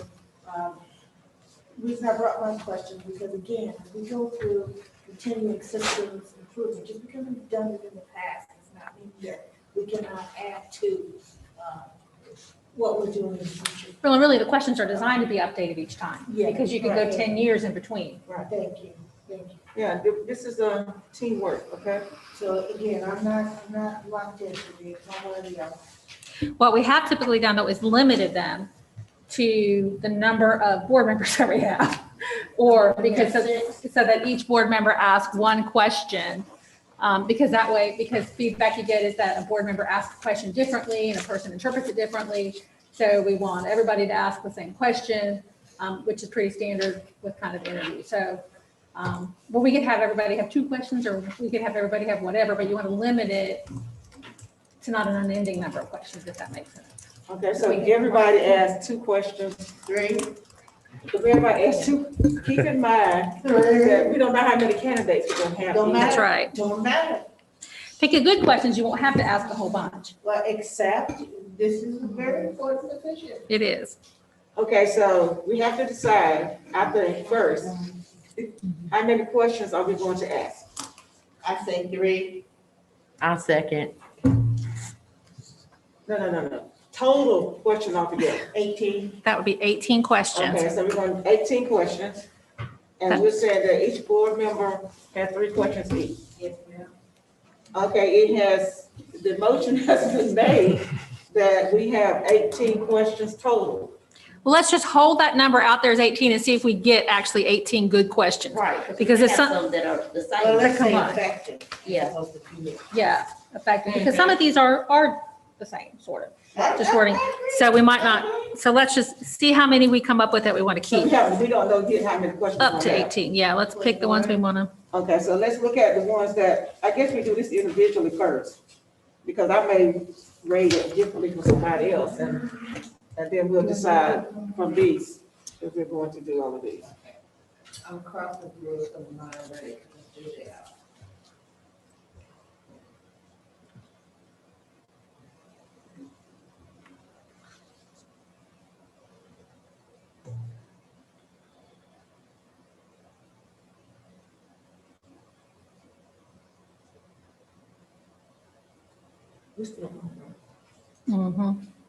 I think we might, for those who are listening in, they might want to know what questions are you reading. Well, I would almost suggest, because there's so many between them, that we take them home and bring them back Thursday night. That'd be good. I like that. And bring them back Thursday night, because we could combine the wording on some of them to make good ones, and, Yeah. and that would save time and give us time to really think about it, if that works for everybody. And make sure you include Ms. Clark, look at hers as well while we're looking up. Right. These are Clark's, right? These are Ms. Okay. Clark's, right? Those are hers, so we could look at hers as well. Because some of them might just combine really easily with what we already have. And And, am I looking at this correctly, that what we have, the attachment is the rubric, right? So- Right. Okay, so would we be scoring 1 as low and 4 as high? yes, Okay. I think is how it would, but we'll clarify that to Okay, begin that's with. fine. But each question would have the same Gotcha. rubric score. Okay. Like the application, when we pick up the applications that day, there'll be a rubric with those. Because y'all, if you were on the class when you remember, I mean, some of them, they didn't. I mean, just talking about the scholarship applications. Some people put more effort into their application than others. So you score that. And if you notice, it said that some might be excluded before they get to you. That's only if they do not qualify, meaning they do not live in the district. Then Dr. Doyle would bring that to Chairman Boomer and myself. Those would be excluded, but the only reason anybody would be excluded is because they did not qualify.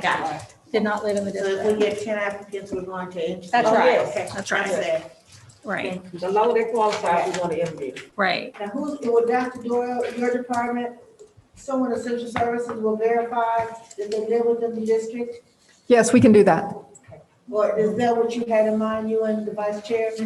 Yeah, that's fine. Yeah. Because there's been other I school wouldn't know. districts where someone has slipped in. Right, I wouldn't know. Thank you. Okay, so we're gonna that take these home. We have homework. And we will rate them. And if anyone feels so motivated, they could work them up into 18 questions and make it work. Well, you know, that's where the English teacher was going. That's why I was looking at you. I think Ms. King would be a good person to do that. You can email it out to us to look at It before might not Thursday be bad night. If she and Ms. Clark got together. Yeah. No, I'll let you do it at the Ms. first Clark, I interview. don't need it. You could combine them where everything that she wanted covered is included. Because in- some of them really have Ms. Clark, some of them have pretty much are saying what you were saying. Oh, you just got 10, I got, Right. So, but it is a very serious matter. Yes. It is. And so, we're going to, pick the best ones for our candidates. So that we can get the best candidates for this position. Okay, so we're going to bring this back for Thursday night. Yes. That's what we're saying? Yes. Okay. Well, the next on the, agenda, do we have any being items? Did anybody have any being items? Actually, Chairman, you have 3 other items that were added as amendments. The first is Okay. transparency. Okay. So the first one was what?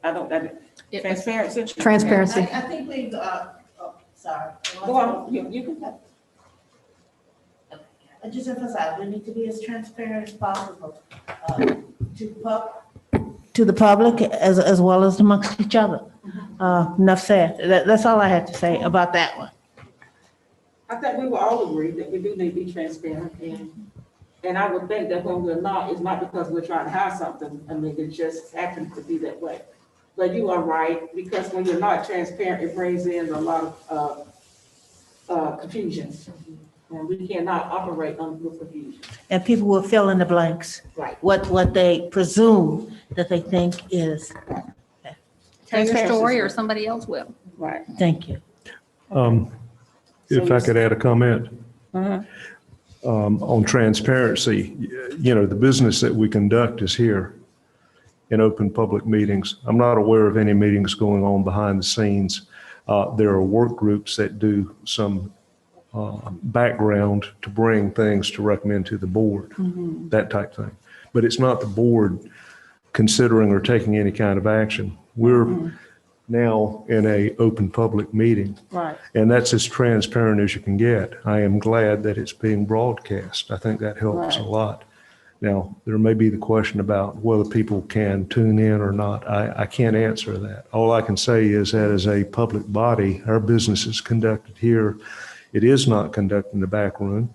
The times that we go to the have to go into closed session or because of things that we're directed to go into closed session under the law for, like personnel issues and things like that. Communication is always the issue, and in my life experience, I know for a fact you're always going to come up short on communication because somewhere something wasn't heard the way it was intended, or access wasn't available to it. But it's not because we are taking any kinds of actions that are outside this boardroom. Okay? So that's,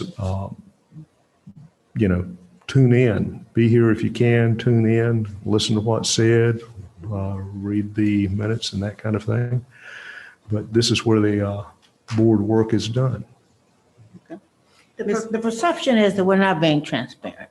So we just might have a problem. If just little things, we can be more effective, Mr. IPOC, just explaining what the heck is the difference between an emergency, a special call meeting, and a regular meeting. That's something we can easily remedy, but just putting on our website or your website or the district's website, it's the little things that we can do. If we want to go there insofar as we're here, then I have a question is, how effective are our time? Some people say, let's not meet at 8:30 because that shuts off part of the population. And I know what you've done in the past, part of the population. Mrs. Muse has mentioned a town hall. I would love to have at one point just a town hall where everyone comes, whether we have to stay there, here we go, Ms. K, till 11 p.m. or not. Just to get folks in, well, not now, but even through Zoom. And we can lock off, Mrs. Severa, the Zoom bombers. But that's just the way I'm laughing at the Zoom bombers. I'm locking off. We need to just have as much communication, and I'm using them interchangeably as possible. Ms. Muse? One of the things that I've noticed, because, before I was a board member, I was a parent. And so I follow meetings and when we're meeting and what's going on. And I've also I requested today that I talk to you guys about some stuff in closed session. We need to make sure our emergency meetings are in fact an emergency.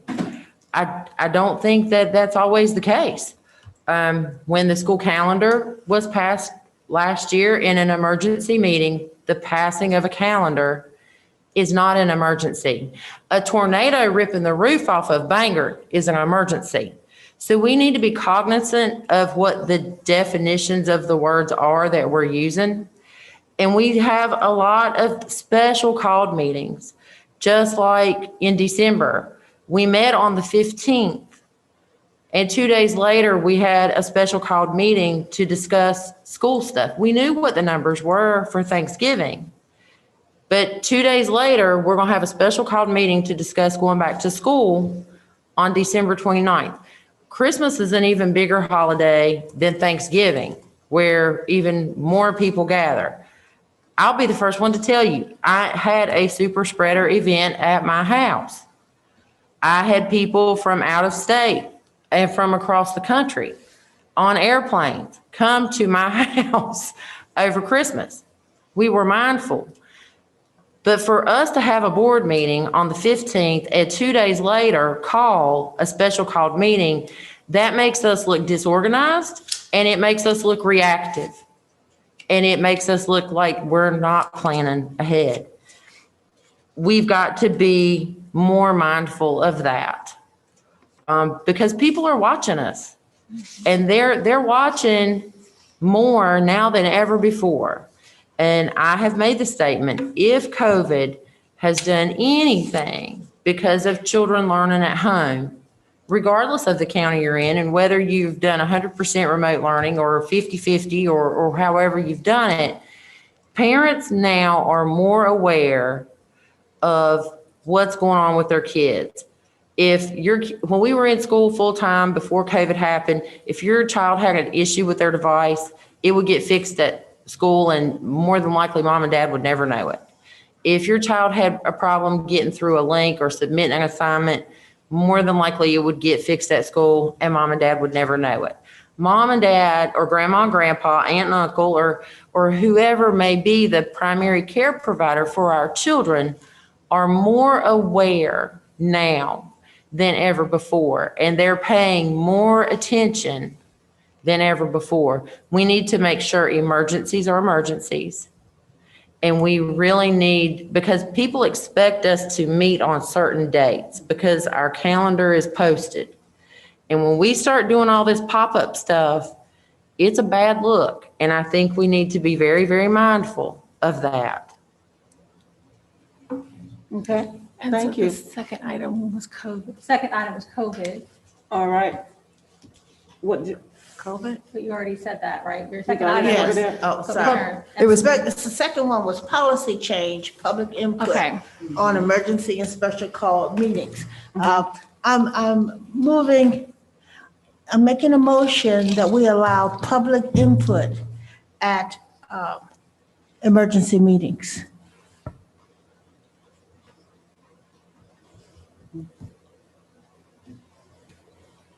Explain that to me, please. I'll give an example. Okay, thank you. I'll give an example. December 29th, December 29th, we had one stakeholder show up. He wasn't coming to talk about the price of tea in China. He was coming specifically to respond as to why we were not going to return until January 19th. I personally think, and I checked with Mr. Gatchell, sorry, Mr. Gatchell.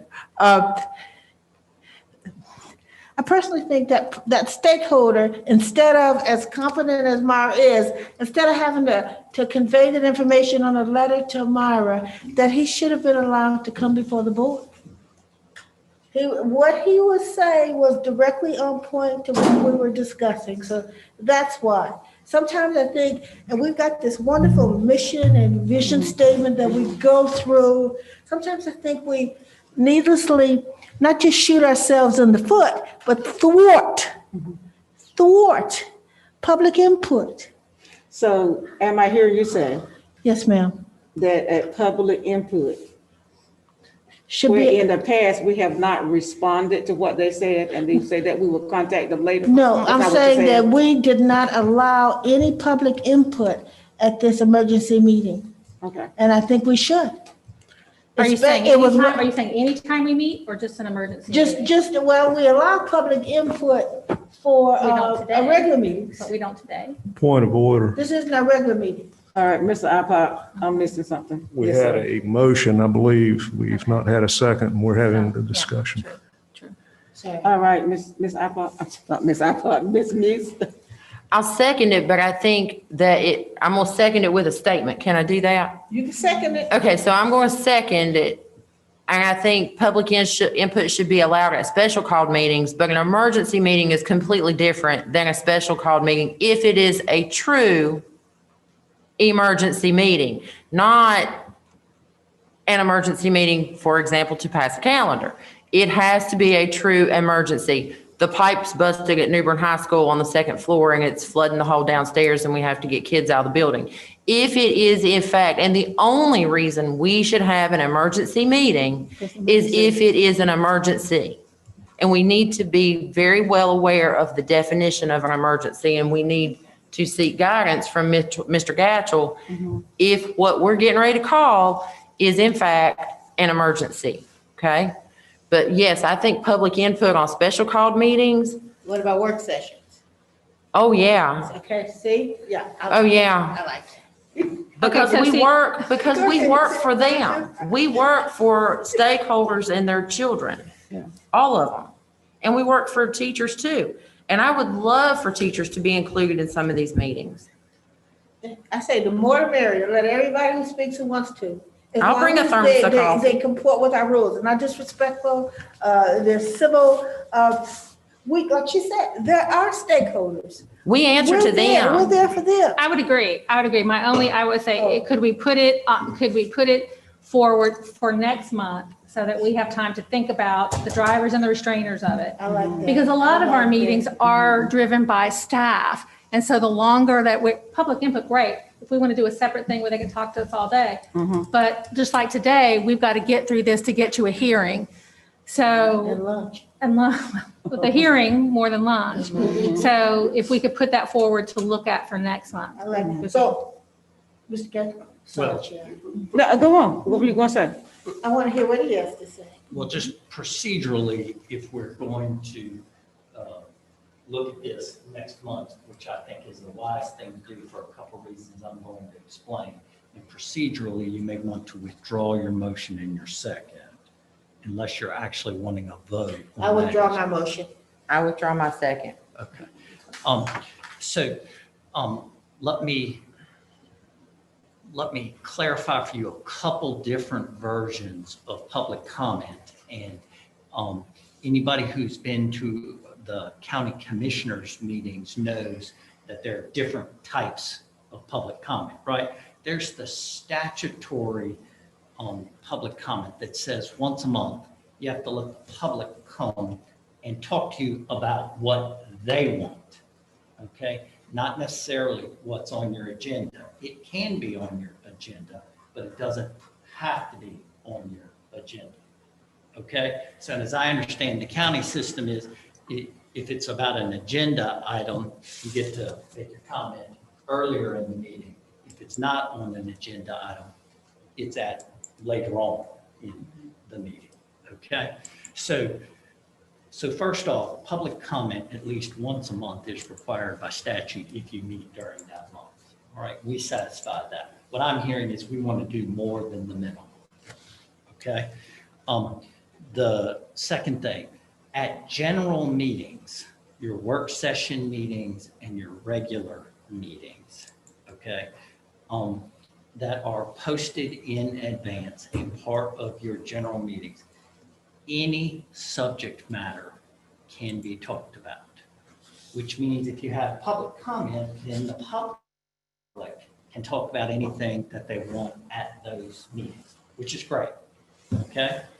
Now, when we get to a special called meeting, the only thing that we can talk about is what was noticed in that the notice for the meeting, which, and I haven't done the legal research on this exhaustively and would want to do that between now and the next meeting, which in my first blush take means the only comment from the public that would be allowable is about what's going to happen that day. Does that make sense? Yes, sir, and that's what that one gentleman had, was right on point to what we're saying. Right, I understand, but I just wanted to point it Yes, sir. out. If we're having a special called meeting about the calendar, or something else. It was an emergency called meeting, not special called, emergency. But if we're having a special call meeting about the calendar, we can't be talking about athletics. Okay. In our, So it's domain specific. yes, it would be, at least until I get a chance to do my research between now and the next meeting. And if we have emergency meetings, are you supposed to discuss other things at those meetings as well in closed session? Emergency meetings are for the purposes that the emergency that happened that day and that were noticed. Same principle with special call. The difference in the statute is emergency is defined as, I just lost it, generally unexpected circumstances. So a budget resolution would not be a generally unexpected circumstance. Well, it depends on the circumstance. I don't know. It's a why budget resolution that you have to do at the end of every year. Again, Replacement I of don't know what Newbern the High circumstances School. are under that set of Hurricane. circumstances, but it is one. Doesn't have anything to do with So hurricane. reading from the statute for No, that's purposes of this one time I section, remember. an emergency meeting is one called because of generally unexpected circumstances that require immediate consideration by the public body. That's straight out of the statute. Okay. So, so is what you're talking about, I think, possible? It is, you would need to modify your current public input policy. You have a pretty exhaustive policy about that.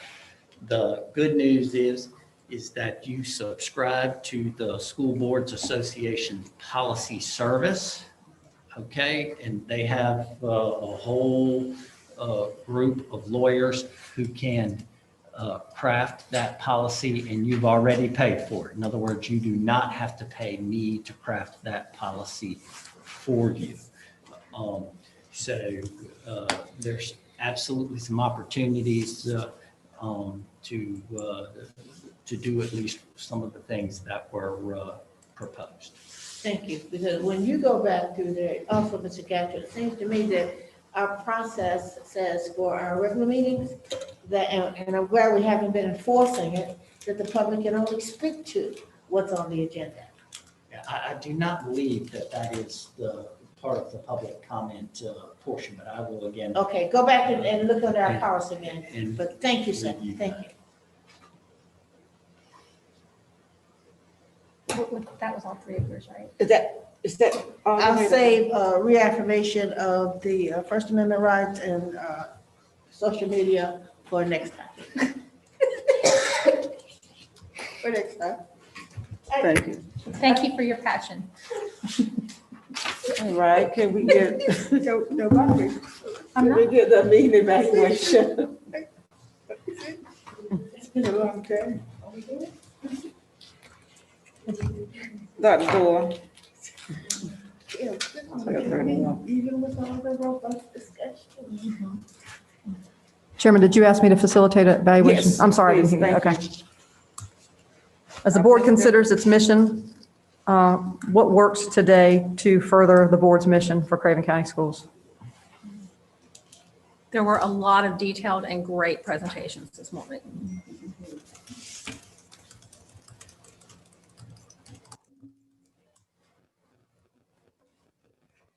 The board truly listened as allies, even with disagreement. Could I piggyback on yours? Pardon? Could I piggyback on yours? Yes, sir. We're not all of the same mind, and we're not supposed to be. Thank you. Appreciate it. Anything else?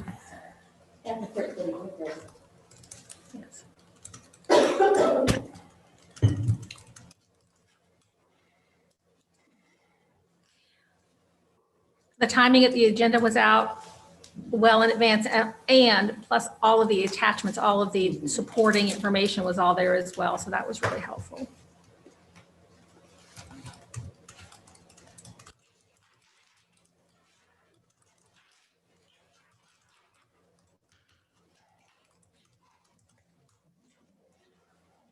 Anything else?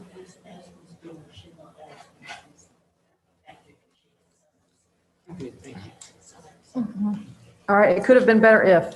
Hold on just a minute, Dr. Dorr. Oh, I'm sorry. Dr. Patrick, would you have add something to the delta, to the plus, please? Not at this time. Okay, thank you. Our deltas.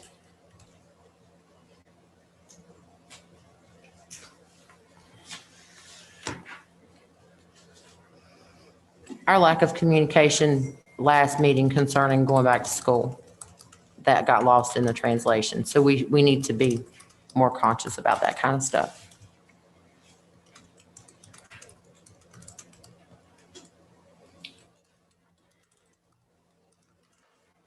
Anything else?